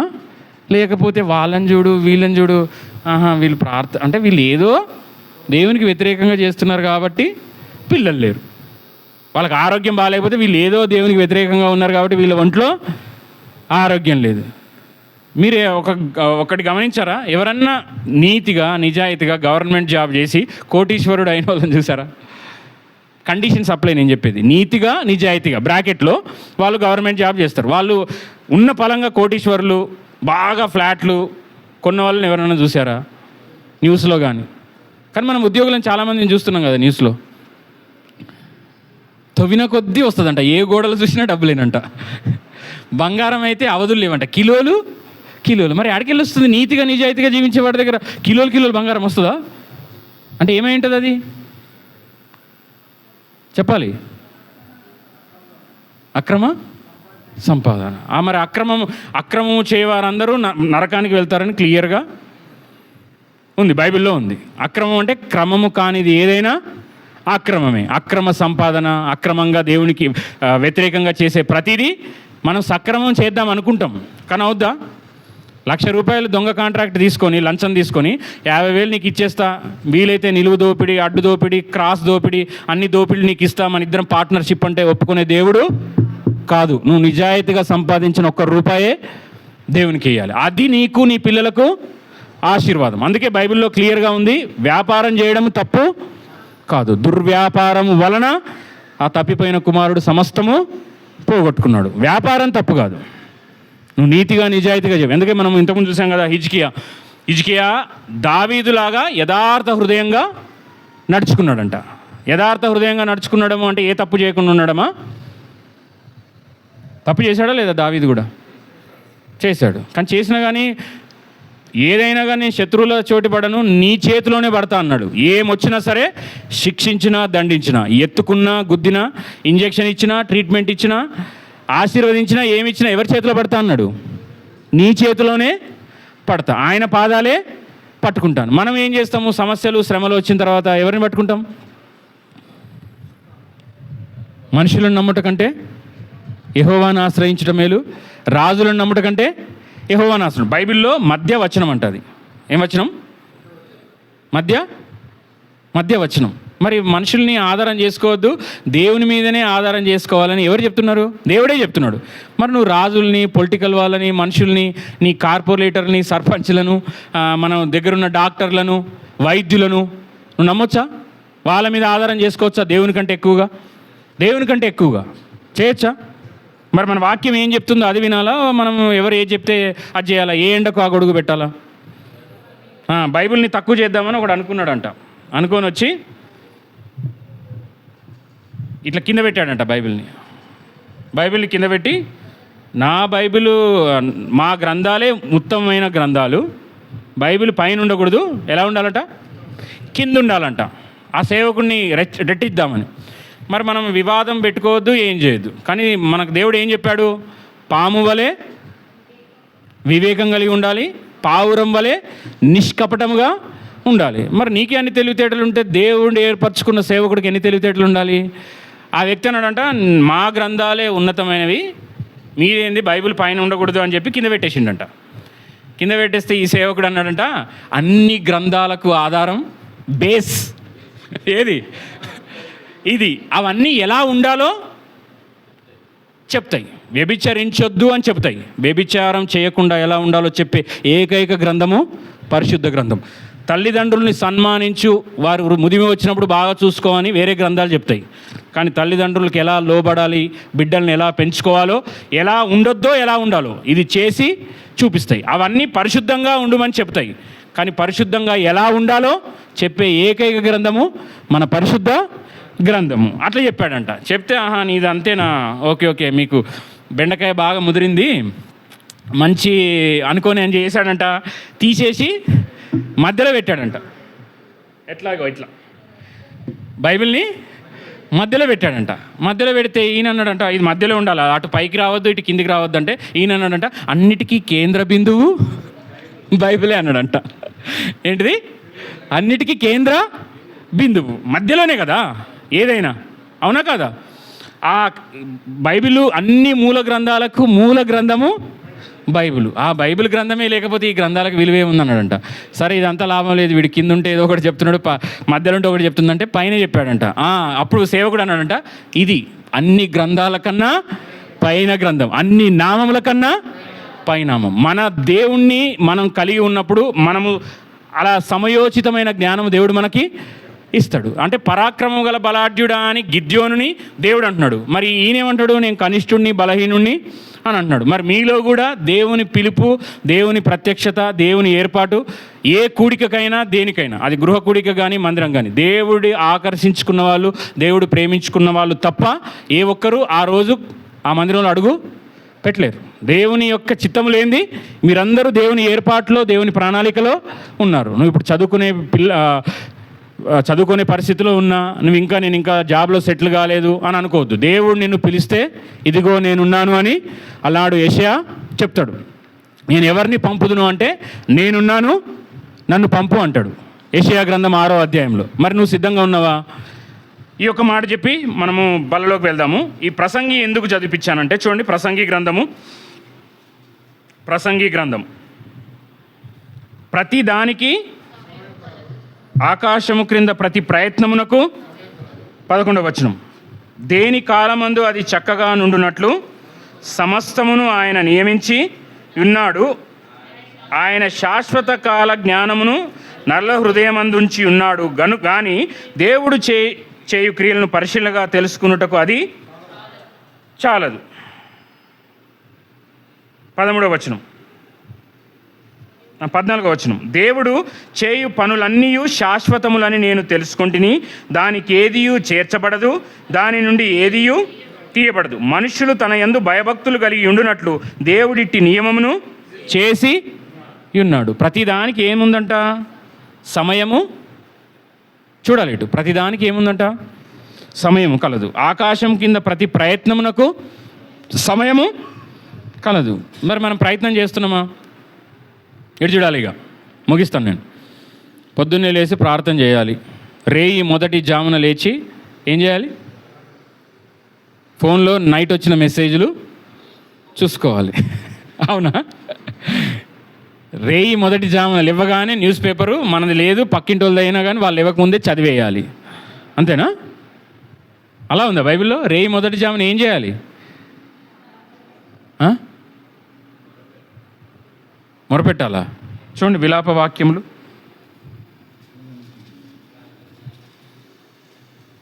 2:19. నీవు లేచి రేయి మొదటి జామున ఏం చేయాలి? 682 పేజీ నంబర్. నీవు లేచి రేయి మొదటి జామున మొరపెట్టుము, నీళ్లు కుమ్మరించినట్లు ప్రభు సన్నిధి నీ హృదయమును కుమ్మరించుము.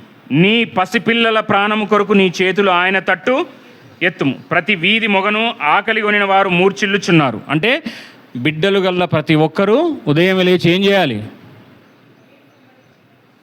నీళ్లు కుమ్మరించినట్లు నీ పసిపిల్లల ప్రాణం కొరకు మొరపెట్టాలి, దేవునికి మొరపెట్టాలి.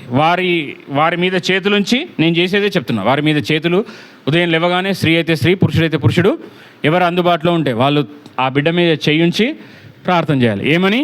నా దోషములు, నా పాపములు, నా తల్లిదండ్రుల దోషములు నా బిడ్డల వల్ల రావద్దు. నేనేమన్నా దోషం చేస్తే నన్ను క్షమించి. మన బిడ్డలు ఓన్లీ మన ఆస్తిని, మన లోపల ఉన్న షుగర్లు, బీపీలు మాత్రమే పంచుకుంటారా? మనం చేసిన నీతి కార్యములు, దేవుని కొరకు చేసిన, దేవునికి వ్యతిరేకంగా చేసినవి పంచుకుంటారు, దేవుని నామంలో చేసినవి కూడా పంచుకోరా? మనం ఏమనుకుంటాం బయట? హెరిడిటరీ షుగర్ ఉందా అంటే వాళ్ళ అమ్మ నాన్నకి ఎవరికో ఉన్నట్టుంది, వాళ్ళ తాత వాళ్ళకి అనుకుంటాం. లోకంలో ఉన్న వైద్యుడు అక్కడ వరకే చూస్తాడు. ఆస్తి అనుకో, లాయర్లు కానీ, ఇంట్లో ఉన్న వాళ్ళు కానీ, ఇంకేంది ఎంతమంది పిల్లలు, ఇద్దరా, ఒకరికి ఇల్లు, ఒకరికి పొలము అని మనం మామూలుగా ఊర్లలో మాట్లాడుకుంటాం. మరి ఆత్మీయులు ఏం ఆలోచిస్తారు? ఇప్పుడు ఒక సేవకుడు వాక్యానుసారంగా నిక్కచ్చిగా సేవ చేస్తున్నాడు అనుకో, వాళ్ళ పిల్లలు అప్పుడే చరిష్మా అయిపోకపోవచ్చు. వాళ్ళు చేసిన ప్రార్థన, వారు కార్చిన కన్నీరు, వారు దేవుని కోసం పడ్డ ప్రయాస ఒకానొక సమయంలో ఫలించదా? దేవుడు గిన్నెడు చన్నీళ్ళు ఇస్తేనే మర్చిపోనన్నాడే. నువ్వు నా రాజ్యం నిమిత్తం, నా సేవ నిమిత్తం నువ్వు శ్రమిస్తున్నావు, కష్టపడుతున్నావు, నేను నీకు ఇవ్వవలసిన బహుమానం ఇవ్వకుండా ఉంటాడా? దేవుడు ఇస్తాడు. మరి నేను చేస్తే ఏమొస్తుందంటే, ఆ మిద్యానీయులను నడిపించే ఒక మంచి న్యాయాధిపతిగా నిలబెట్టాడా లేదా గిద్యోన్ని?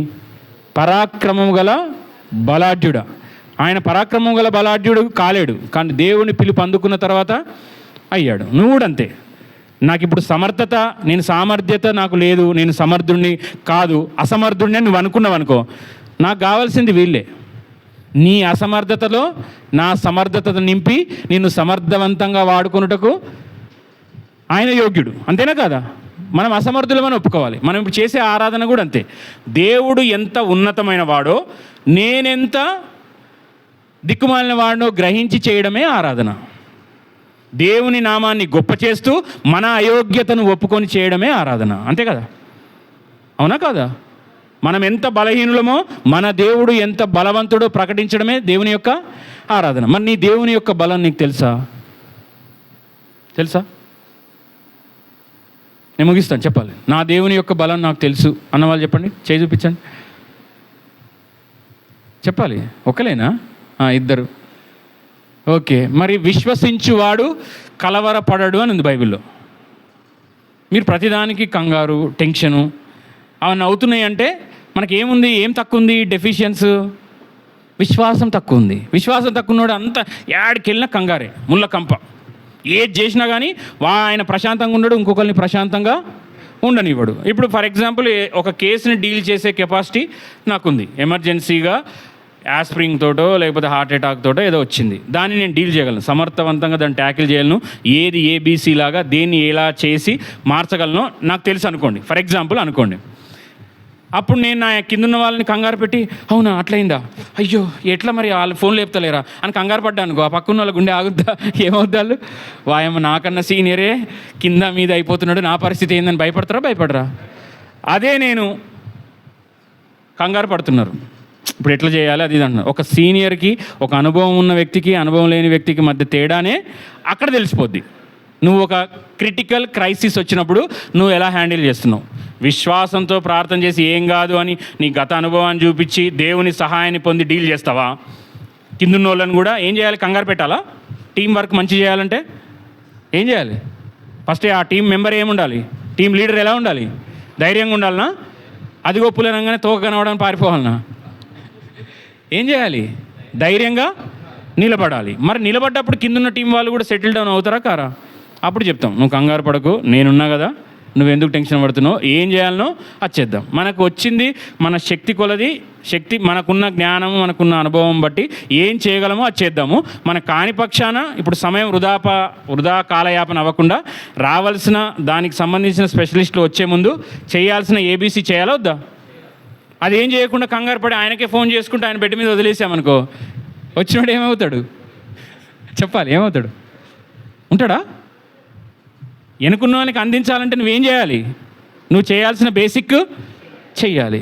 మనం దేవుడు కూడా అడుగుతున్నాడు, నువ్వు బేసిక్ చేస్తే ఎందుకు దేవుడు తన చిత్తాన్ని నేను వాడుకోవడానికి సిద్ధపరుస్తలేడంటే, నువ్వు చేయాల్సిన పని నువ్వు చేస్తే దేవుడు తాను నీ జీవితంలో చేయాల్సిన పని చెప్తాడు. నాకు దేవుని చిత్తం చెప్పట్లేదు, నాకు మర్మాలు తెలియట్లేదు అని అంటే ఉన్న మర్మాలు ఫాలో కారా నాయన? ఉన్న మర్మాలే మర్మరాల్లాగా పట్టించుకోవు. ఇంకేం కావాలి నీకు? ప్రకటన గ్రంథ మర్మాలు, పరమగీతంలోని మర్మాలు కావాలంట. మరి మత్తయి సువార్తలోని మర్మాల సంగతి ఏంది? దేవుడు అడగడా లెక్క? హృదయ శుద్ధి గలవారు ధన్యులు. మరి నీ హృదయ శుద్ధి అది?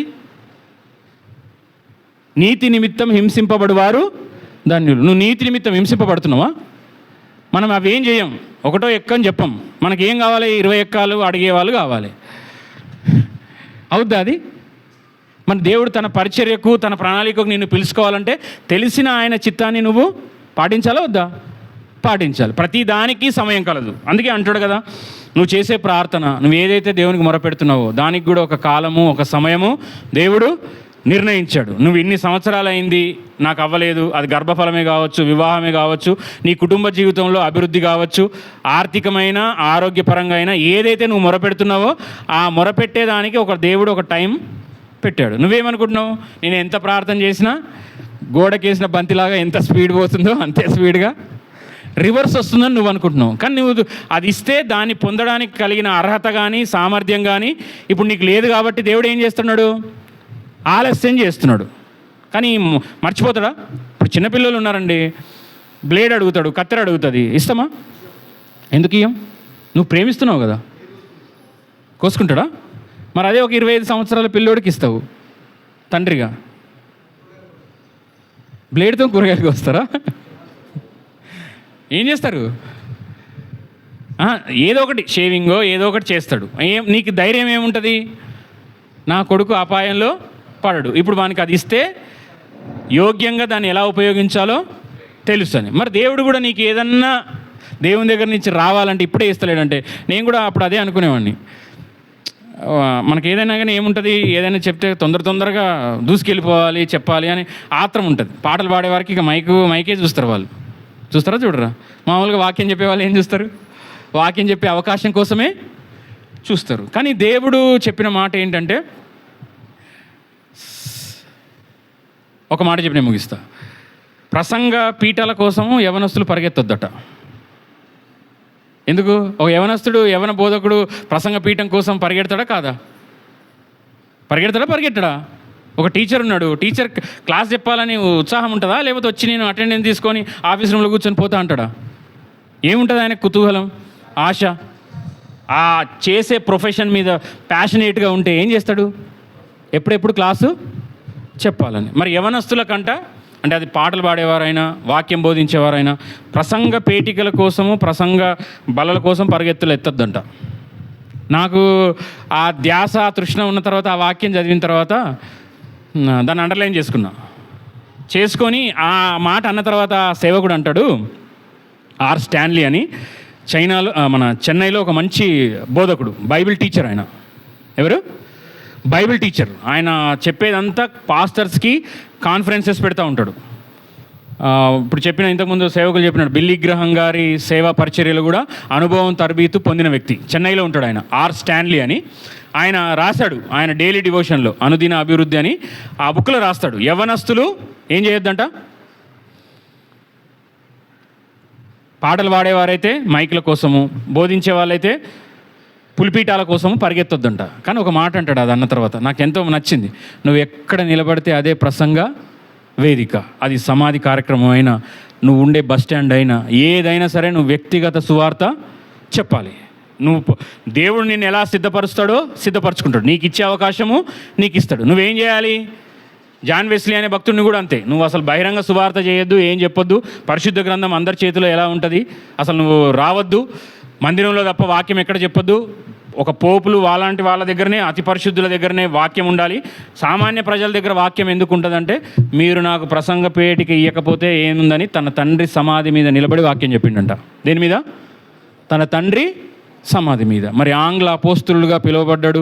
అంతటి ఉదయమే లేచి తన 84వ సంవత్సరంలో తన ఆత్మకథలో రాసుకున్న మాట, తన 84వ ఏట 5 గంటల వరకు పడుకోవాలని అనిపిస్తుంది అన్నాడంట. నాకు అదే అనిపిస్తుంది. 84 సంవత్సరాల వ్యక్తి 5 గంటల దాకా పడుకోవాలనిపిస్తుందంటే అది బాధ. మామూలుగా వృద్ధాప్యంలో ఉన్న వాళ్ళు ఎప్పుడు ఎంతసేపు అనుకుంటారు? వాళ్ళు పడుకుంటే మనం ఏమైనా అంటామా? వాళ్ళకి రాత్రి నిద్ర రాదు, పగలు మెలుకొనే ఉంటారు. మరి ఆయనకు 5 గంటలకి ఆ చలికి ఆ ఉన్న ప్రాంతానికి నిద్రపోవాలనిపిస్తుందంట. ఎన్నో వేల మైళ్ళు సువార్త చెప్పి ప్రకటించాడు. తన తన తన ఆత్మకథలో రాసుకున్న మాట, మీరు విశ్రాంతి తీసుకోరా. ఎందుకు అది అంటే, నాకు విశ్రాంతి ఇక్కడ లేదు. నేను ఇక్కడ టాటా చెప్పుకున్నాం. నాకు విశ్రాంతి అక్కడ వరకు నేను ఆహారనిశలు దేవుని రాజ్య సువార్త కోసం ప్రాకులాడుతానే ఉంటాను అన్నాడంట. తాను చనిపోయే టైంలో తనకున్న వస్త్రాల్లో చూస్తే కనీసం ఒక 1 సింగిల్ ఎన్పి కూడా లేదంట. మరి ఆంగ్ల అపోస్తులుడుగా ఉజ్జీవకర్తగా పిలువబడ్డాడు. ఆయన మోకరించిన ప్లేస్లో కూడా చాలామంది మిషనరీస్ వెళ్ళి చూశారంట. అంటే యవనస్తులకు ఒక సవాల్ ఏంటంటే, మనం ఏదో చేశామని కాదు, మనం ఒక పాట పాడే అవకాశం వచ్చినా, లేకపోతే మనం దేవుని వాక్యం చెప్పినా, మనమేదో యోగ్యులమని, మనమేదో దేవుని కోసం పొడి చేస్తామని దేవుడు ఇవ్వట్లేదు. మనం అర్హులము కాదు. మనం ఆయన అలా చెప్పడానికి మన యోగ్యత మనకుందా? లేదు. కానీ ఏం చేస్తున్నాడు దేవుడు? తన పరిచర్యలో, తన యొక్క కుటుంబంలో, తన యొక్క రాజ్యంలో పాలు పంపులు పొందే అవకాశము, ధన్యత నీకు నాకు ఇచ్చాడు. ఏ ఒక్కరు కూడా అనుకోవడానికి లేదంట, నేను ఇది చేస్తున్నా కదా, నేను అది చేస్తున్నా కదా అని అనడానికి లేదు. అందుకే బైబిల్లో అట్లా అనుకుంటారని ఆ మాట కూడా చెప్పాడు. దేవుడు చెప్పినవన్నీ చేసి ఏమనాలంట? చేతులు కట్టుకొని ఏం చెప్పాలి? వంగుతున్నాను, శాలువేయు అనాలా? నిష్ప్రయోజకుడైన నీ దాసుడు, నేను చేయవలసినవే చేసి ఉన్నానని నోరు మూసుకొని తగ్గించుకొని ఉండాలంట. బైబిల్లో ఉంది, అది సువార్తల్లో ఉంది. నేను రిఫరెన్స్కి వెళ్ళట్లేదు. కానీ అంటే మనము ఏదైనా అవకాశము వచ్చిందంటే మనం ఏం ఫీల్ అవుతాం?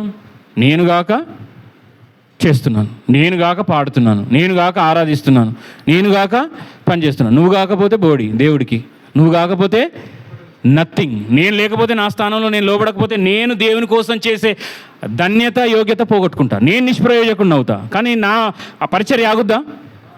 ఆ ప్లేస్లో ఎవరైనా ఉండరా? సౌలుకు ఇచ్చాడు ఆ ధన్యత. సౌలు దుర్వినియోగం చేసుకున్నాడా లేదా? చేసుకున్నాడు. అది ఎవరికి వచ్చింది? దావీదు లాక్కున్నాడా? దేవుడిచ్చిన అవకాశమా? సౌలుకు కూడా దేవుడే ఇచ్చాడు అవకాశం. కానీ ఎన్ని సంవత్సరాలు వెయిట్ చేశాడు? 2 సంవత్సరాలు దేవుని దృష్టికి యథార్థంగా నీతిగా జీవించాడంట. ఆయనకు 40 సంవత్సరాలు ఆయన పాలిస్తే 2 సంవత్సరాలు నీతిగా యథార్థంగా దేవునికి యోగ్యంగా జీవించాడంట. ఇంకెన్ని సంవత్సరాలు ఉన్నాయి? 40లో 32 పోతే 38 సంవత్సరాలు మరి ఎవరికి ఇష్టంగా జీవించాడు? ఆయన ఇష్టానుసారంగా అంటే సాతానే కదా. ఇప్పుడు ఒకటి చూడాలి, ముగిస్తాను నేను. దేవుని చిత్తము, నా చిత్తము, సాతాను చిత్తం. ఇప్పుడు నేను నా చిత్తం చేసుకున్నా ఆటోమేటిక్గా సాతాను చిత్తం చేసినట్టే, సాతాను చిత్తం చేసినట్టే. నువ్వు దేవుని చిత్తం కాక ఏది చేసినా ఎవరి చిత్తం చేస్తున్నట్టు? మరి సౌలు 38 సంవత్సరాలు ఎవరి చిత్తం చేశాడు? తన చిత్తము. అంటే అప్పుడు ఆయన మీదకి ఏమొచ్చింది? పరిశుద్ధాత్మ వచ్చిందా? ఎప్పుడైతే దేవుని మీద తిరుగుబాటు చేశాడో ఏ ఆత్మ వచ్చింది? దురాత్మ వచ్చింది. మరి దేవుని కోసం నిలబడాల్సిన, దేవుని వాక్యానుసారంగా జీవించాల్సిన నీ మీద నా మీద ఏముండాలి? దేవుని ఆత్మ ఉండాలి. మరి ఉందా? నువ్వు దేవుని వాక్యానుసారంగా యథార్థంగా జీవిస్తే ఏ ఆత్మ ఉంటుంది? దేవుని ఆత్మ ఉంటుంది. యెహోవా ఆయనను ఎడబాసనని సంసోను ఎరగలేదంట. ఎడబాసను, ఎడము అంటే దూరం. దేవుని ఆత్మ ఆయనకు దూరంగా పోయిందని గ్రహించలేడంట. ఏం కాదులే విరజుమ్ముకుంటా, నాలాంటి బలాఢ్యుడు ఈ ఆఫ్టర్ ఆల్ అమ్మాయి ఎంత అని ఆమె తొడ మీద పడుకొని యాక్షన్లు చేస్తున్నాడు. ప్రార్థనాపరుడికి, దేవునికి భయపడేవాడికి సాతాను భయపడతాడు. కానీ నీ కండ బలమో, నీ గుండె బలమో, బంధు బలమో ఉంటే సమస్య, శ్రమ వచ్చినప్పుడు అవి నిన్ను నిలబెట్టలేవు. యోసేపుకు కూడా అదే శ్రమ వచ్చింది. కానీ లోపలున్న దేవుని మీద భయము, అమ్మాయి శోధన వచ్చినప్పుడు నిలబడలేడా? పాస్ అయ్యాడా లేడా? డిస్టింక్షన్లో, మామూలుగా పాస్ కాదు, డిస్టింక్షన్లో. నీకు ప్రమోషన్ ఇస్తా అంటే కూడా నీ ప్రమోషన్ వద్దు, నీ ఉద్యోగమే వద్దు. ఏమన్నాడు? నీ ప్రమోషన్ వద్దు, అసలు ఆ ఉద్యోగం కూడా నాకు వద్దు, నా దేవుణ్ణే నేను సంతోషపరుస్తా, నా దేవుణ్ణే సేవిస్తా, నువ్వెంత అని వదిలేశాడా లేదా? మరి ఆయన గెలిచాడు. మరి ఈయన అక్కడ అనుకుంటాడు, చచ్చిపోయిన దాంట్లో టేస్ట్ చూస్తాడు, ఇంట్లోకి చెప్పడు. ఆడికి పోతే ఒకతని చూచాను, ఆడికి పోతే ఏం చూశాడంట? ఒకతిని చూచాను. అమ్మాయిలు అయితే చెప్పాలి, ఇప్పుడేం తక్కువ లేదు కదా, అన్నిట్లలో పోటీకి వస్తున్నారు కదా.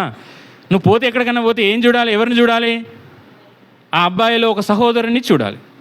నీకు చేసుకునే భర్త, భార్య తప్ప మిగతా వాళ్ళందరూ సహా ఉదరులు, అక్క చెల్లెలు, ఒక తల్లిని చెల్లినే చూడాలి తప్ప నీకు వేరే వాళ్ళు కనిపించాల్సిన అవసరము లేదు. కనిపిస్తున్నారంటే దేవుని ఆత్మ లేదని అర్థం. ఏ ఆత్మ ఉంది? సౌలు ఆత్మ ఉంది. యవనస్తులుగా గ్రహించుకోండి. మీరు ఎక్కడ చూసినా ఎవరినైనా చూస్తే ఏం కనబడాలి? చక్కగా ఎవరన్నా ఉంటే అబ్బా బ్రదర్ అని అనుకోవాలి, కానీ అబ్బా ఎంత చక్కగా ఉన్నాడు, నా భర్త అయితే బాగుండని మనసులో అనుకున్నాం అనుకో. ఫర్ ఎగ్జాంపుల్, బయటికి చెప్పారు, లోపల అనుకున్నారు అనుకో. మరి బైబిల్ ఏముంది? కళ్ళతో ఏదన్నా చూస్తేనే, మీరు భౌతికంగా చేయడం కాదు, మీరు మోహపు చూపుతో ఒక స్త్రీని చూస్తే ఏందంట, అప్పుడే ఆ క్షణమే వ్యభిచారం చేసినట్టు. First look is not sin అంట. First look is not sin అంటే యాదృచ్ఛికంగా నేను వెళ్తున్నా, చూశాను, చూడాలి నన్ను, ఇక్కడ యవనస్తులు ఉన్నారు కాబట్టి, యాదృచ్ఛికంగా ఒక అమ్మాయి, చక్కని అమ్మాయి వెళ్తుంది, యాదృచ్ఛికంగా చూశాను, ముందుకు వెళ్ళిపోవాలి. కానీ చూశాను కానీ నేను వెళ్తలేను. ఇటు చూడాలి, చూశాను కానీ వెళ్తలేను, అలా చూస్తూనే ఉన్నా. అదేంటి? నీ దేహమునకు దీపం ఏది? ఏమన్నాడు దేవుడు? నీ దేహమునకు దీపం ఏది? కన్ను. మరి కన్ను ద్వారా లోపలికి ఏం ప్రవహిస్తుంది? దేవునికి వ్యతిరేకమైంది ప్రవహిస్తుంది. నువ్వు బస్సులో అయినా, రైల్వే ట్రాక్ అయినా, ఎక్కడైనా సరే ఫస్ట్ టైం చూడడం తప్ప. ఒక వ్యక్తి నీ ముందు నడుచుకుంటూ వెళ్తున్నారు, యాదృచ్ఛికంగా చూసావు, అది తప్పు కాదు. అదే పనిగా చూస్తే, సెకండ్ లుక్ మళ్ళా చూడాలని చూస్తే తప్ప కాదు, అది తప్పు. కాబట్టి అందుకే యవనస్తులు ఉన్నారు కాబట్టి ఆ మాట కూడా చెప్తున్నా. మనం లోకంలో ఉన్నాము. ఈ లోకమంతా పాపంతోనూ, అపవిత్రతతోనూ, బలత్కారముతోనూ నిండి ఉంది. కాబట్టి ఏం చేస్తాం? ఎక్కడ చూసినా మనం ఎంత దేవుడి గురించి ప్రార్థనతో ఉన్నా కానీ ఎవరో ఒకరు మనకు లోకానికి సంబంధమైన ఈ దుమ్మో, ధూళో, మురికి లాంటి మాటలు చెప్తూనే ఉంటారు కదా. ఈ చెవులో నుంచి వెళ్తానే లేవా? చూడకూడనివి చూస్తాము, వినకూడనివి వింటాం. విన్నప్పుడు మన హృదయం ఏమవుద్ది? పవిత్రంగా ఉంటుందా? ఏమవుద్ది? అపవిత్రతకు, అపరిశుద్ధతకు తావిస్తుంది. అది రాకుండా మనకు ఉండాలంటే దేవుని వాక్యంతో నీ హృదయాన్ని నింపుకోవాలి. పోలియో చుక్కలు ఎందుకు వేస్తాం? ఇమ్యూనిటీ కోసం. మరి నీకు రోజు ఇమ్యూనిటీ పవర్ రావాలంటే నువ్వు ఈ చుక్కలు వేసుకోవాలి రోజు. ఈ చుక్క పడితే ఏ వైరస్లు ఏవి కూడా రావు. నీకు పాము గరిచిందంటే యాంటీ వినం ఇదే. నీకు పోలియో రావద్దంటే పోలియో చుక్కలు ఇదే. మరి నేను ఇవేం వేసుకోను, పోతాను, అవి అయినాయి, సాతానుగాడు వచ్చి దోసుకుంటున్నాడంటే నీకేం లేదు. ఇమ్యూనిటీ పవర్, ప్రార్థన, వాక్యం అనేది లేదు. ఇవి లేకుండా నువ్వు పోతే నిన్ను జల్లెడ పట్టినట్టు జల్లెడ పెడతాడు. అంతకుముందు కూడా చూసాం కదా, సాతాను పేతురుని జల్లెడ పడితే నువ్వు నేను ఇంకేం పడతాడు మనల్ని కదా. అలాంటి దేవునితో పాటు పరిచర్య చేసిన వాళ్ళనే జల్లెడ పడితే మనం అప్పుడప్పుడు ఊగిపోయే భక్తి మనది. మనల్ని ఎలా వాడతాడు దేవుడు అంటే? సాతాను. కాబట్టి పరాక్రమము గల బలాఢ్యుడా నిన్ను నన్ను పిలుస్తున్నాడు. ఆ పిలుపుకు మనం ధైర్యంగా ముందుకు రావాలి. ఇంకోటి ఏంటంటే ప్రతిదానికి సమయము కలదు. మరి ఆ మిద్యాను వాళ్ళు అన్ని శ్రమలు పొందిన, అన్ని కష్టాలు పొందిన వారిని, ఆ శ్రమలన్నీ అయిపోయిన తర్వాత వాళ్ళు నేర్చుకోవాల్సిన పాఠాలన్నీ నేర్పించినాక గిద్యోన్ని పంపించాడా లేదా? నేను ముగిస్తాను. ఆ ద్రాక్షరసం కూడా అయిపోయిందని ఆలస్యం లేదు. వాళ్ళ అమ్మ చెప్పగానే పొండి అన్నాడా? పని అయిపోయింది అన్నాడా? ఏమన్నాడా? నా సమయం ఇంకా రాలేదన్నాడు. మరి ఆ లాజరు కూడా చనిపోయాడు. నువ్వు ప్రేమించుచున్న నీ స్నేహితుడైన లాజరు చనిపోతే ఆయన ఏం చేశాడంట? 4 రోజులు వచ్చాడంట. వాళ్ళు 4 రోజుల కంటే 2 రోజుల ముందే వచ్చి వాళ్ళు సమాధి తెరిస్తే ఏమైండేది? సువాసన వచ్చేదా? 3 రోజుల తర్వాత వాళ్ళంతా వాళ్ళే తెరుచుకున్నారు అనుకోండి సమాధి, ఏమొచ్చేది? ఆ 4 రోజులు లేట్ అయ్యి దేవుని యొక్క సమయం ఏర్పాటు అయిన సమయంలో దేవుడు వచ్చి తీయమన్నాడు. దేవుని మాట చొప్పున రాయి తీశారు కాబట్టే వాసన రాలేదు, ఆ శరీరం కుళ్ళి పోలేదు. నువ్వు దేవుడు చెప్పినట్టు చేస్తే ఆశీర్వాదం. నీకు నచ్చినట్టు చేసి దీన్ని యాక్సెప్ట్ చేయి అంటే అవ్వదు. అందుకే 5వ అధ్యాయంలో ఉంటుంది లూకాసు వార్త, తీయొద్దు. మేము రాత్రంతా ప్రయాసపడ్డాము, ఒక్క చేప కాదు కదా, ఒక మట్ట గుడిసె కూడా దొరకలేదు, ఒక్క చిన్న పీత కూడా దొరకలేదు, ఒక్క చిన్న జల్ల కూడా దొరకలేదు. మళ్ళీ వీళ్ళు జాలర్లా కాదా? పొద్దున్న లేస్తే ప్రొఫెషనల్స్ అంటే వాళ్ళకు ఏమేం చేయాలి, వాళ్ళు వలలు వేయడము, చేపలు పట్టడము, ఆ వాటితోటి ప్రొఫెషనల్ వలలు కొనుక్కొని పెద్ద పెద్ద చేపలు పట్టడం, అదే పని వాళ్ళది. కానీ మరి వాళ్ళకు చేపలు దొరికినాయా? దొరకలేవు. కానీ అయినా అంటాడు, ఏమంటాడు పేతురు, నీ మాట చొప్పున వల వేయు అంటే వేస్తే ఏమైనాయి? విస్తారమైన చేపలు పడ్డాయి. మరి నీ విస్తారమైన ప్రాబ్లమ్స్, నీ విస్తారమైన ప్రార్థన రిక్వెస్ట్లు ఇవన్నీ చేయాలంటే, నెరవేరాలంటే నువ్వేం చేయాలి? దేవుడు చెప్పిన మాట చేయాలి. ఇక్కడ దేవుని చెప్పిన మాట ఉందా? మన వ్యక్తిగత మాటలు చెప్తామా ఇక్కడ మందిరంలో? నా గురించి చెప్తే ఎవరికన్నా కావాలన్నా? ఎవరికన్నా పరలోకానికి నడిపిస్తుందా? ఎవరి మాట? వినుట వలన విశ్వాసము కలుగును, ఆ వినుట క్రీస్తు యేసు యొక్క మాట వలన కలుగును. మనం మందిరానికి వచ్చినప్పుడల్లా మరి విశ్వాస అభివృద్ధి కలుగుతుందా? నువ్వు దేవుని గురించి ఒక కొత్త విషయం నేర్చుకుంటున్నావా? ఈరోజు హిజ్కియా గురించి దేవుడు మాట్లాడా లేదా? ఆయన మందిరాన్ని బాగు చేశాడా? మరి మన హృదయం అనే మందిరాన్ని కూడా బాగు చేసుకోవాలా లేదా? నిషిద్ధమైనవి ఏవి అంటే దేవునికి ఇష్టం లేనివన్నీ, అలవాట్లు, ఆలోచనలు తీసేయాలి. అందుకే యవనస్తులకి ఒక మాట చెప్పి నేను ముగిస్తాను, ప్రభు బలంలోకి వెళ్దాము. చెడు ఆలోచనలు రాకుండా ఉండవంట. నీకు చెడు తలంపు, చెడు ఆలోచనలు రాకుండా ఉండవంట. కానీ ఆ వచ్చినప్పుడు ఏం చేయాలనేది మనం గ్రహించుకోవాలి. నీ లోపల వాక్యం ఉందనుకో, అప్పుడు నువ్వేం చేస్తావు? నీ ఎదుట నేను పాపము చేయకుండానట్లు నా హృదయంలో వాక్యము ఉంచుకొని ఉన్నాను. నువ్వు వాక్యము చదివి ప్రార్థన చేసే వ్యక్తివైతే అది నీకు తలంపు వస్తుంది, కానీ నువ్వు దాంట్లోనే అది చెయ్యాలి, అది ఎలాగైనా చెయ్యాలి, అది చూడాలని అనిపించదంట. అందుకే బిల్లీ గ్రహాం గారు చెప్పిన మాట, నీ మీద పక్షులు ఎగరకుండా నువ్వు ఆపలేవు. అంటే ఈ తలంపులు లాంటివి పక్షులంట, వస్తుంటాయి పోతుంటాయి. నువ్వు ఆపగలుగుతావా? నా ఇంటి మీద ఏ కాకి ఎగరొద్దు అని కూర్చుంటావా? నా ఇంటి మీద కానీ నా తల మీద కానీ వస్తుంటాయి. పాపపు ఆలోచనలు, కోపము, వ్యతిరేకమైనవి వస్తుంటాయి. కానీ గూడు కట్టకుండా మాత్రం ఆపుకోగలం. అర్థమైందన్నమాట. నీ మీద ఎగరకుండా నువ్వు ఆపలేవు. అంటే చెడు ఆలోచనలు రాకుండా నువ్వు నిగ్రహించుకోలేవేమో. ఒకవేళ వాక్యం చదివి ప్రార్థన చేసుకుంటే యవ్వన కాలంలో వచ్చిన ఉద్రేకాలు, హార్మోన్స్ వల్ల అది దేవుడు పెట్టిందే. కానీ నీ మీద గూడు కట్టుకోవడం అంటే ఆ పాపాన్ని బ్రూడ్ చేస్తారు, ఆ చెడు ఆలోచనలని బ్రూడ్ చేస్తారు, తలస్తారు, ఆలోచిస్తారు. ఆమె నాకు ఇంత మాట అన్నదా, ఛాన్స్ రాని పలానా పుట్టింటికలకో లేకపోతే దేనికో ఫంక్షన్కో వస్తుంది కదా, ఆమెను కడిగి పారేస్తా. ఆమెను కడిగి పారేయడానికి ఈమె ఇప్పటి నుంచే చాకుని రెండు వైపులా ఏం చేస్తుంది? మరి అట్లా చేయొచ్చా? బ్రూడింగ్ అంటే అది.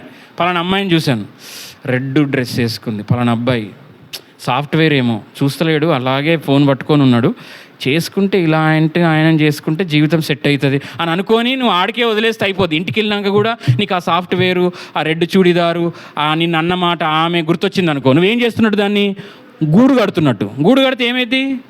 మన నెత్తి మీద పక్షి వచ్చి గూడు కడితే ఏమవుద్దండి? మంచి వాసన ఉంటుందా? ఏముంటుంది? నేను ముగిస్తాను. ఏముంటుంది?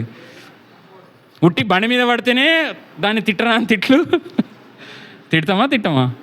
పాడు చేసింది, చీ అని, అదని, ఇదని. మరి మనకు పాపిష్టి ఆలోచనలను మనం ఏం చేయాలి? ఎప్పటికప్పుడు వాక్యము, ప్రార్థన ద్వారా. అందుకే బైబిల్లో ఉంది, వాక్యము చేత ఉదక స్నానము చేయాలంట. నీ వాక్యముతో మనం కడుక్కోవాలంట. క్రీస్తు రక్తంలో కడుక్కోవాలి. వాక్యమే దేవుడై ఉన్నాడు కాబట్టి ఆ దేవుని చేత మన హృదయాన్ని కడుక్కోవాలి. కడుక్కున్నప్పుడు మనం కూడా ఏమనొచ్చు? దేవుడు పిలిచినప్పుడు నా బలహీనతలు ఇవి ఉన్నాయి, కానీ దేవుడు ఏమంటున్నాడు? నువ్వు బలవంతుడివి, నన్ను బలపరిచేవాని యందు నేను సమస్తము చేయగలను. మరి చేశాడా లేదా? ఒక్క చేత్తో గెలిచినట్టుగా గెలిచాడు మిద్యానీయులను. మరి నువ్వు నేను గెలవాలంటే దేవుని యొక్క సమర్పణలోకి రావాలి. ప్రతి ఒక్కరు మోకరించండి. మీ యొక్క జీవితాన్ని దేవుడికి సమర్పించుకోవాలి. అంటే ఎన్నో వర్తమానాలు మీరు గిద్యోను గురించి కూడా విన్నారు, వినలేరని నేను అనట్లేదు. కానీ దేవుడు ఈరోజు మాట్లాడాడు, నీ బలహీనతలను బట్టి నేను చదువుకోలేదు, నేను మందిరానికి పనికిరాను, సేవకు పనికిరానని నిన్ను నీవు తృణీకరించుకోవద్దు. అయిననేమి అంటున్నాడు. నువ్వు ఎలాంటి స్థితిలో ఉన్న పాటును ఆయన పాదాలు పట్టుకొని ఆయన రక్తంలో కడగబడితే నిన్ను కూడా యోగ్యమైన పాత్రగా దేవుడు వాడుకోవడానికి అర్హుడు, సిద్ధహస్తుడు. దేవుడి కొద్ది మాటలు దీవించునుగాక.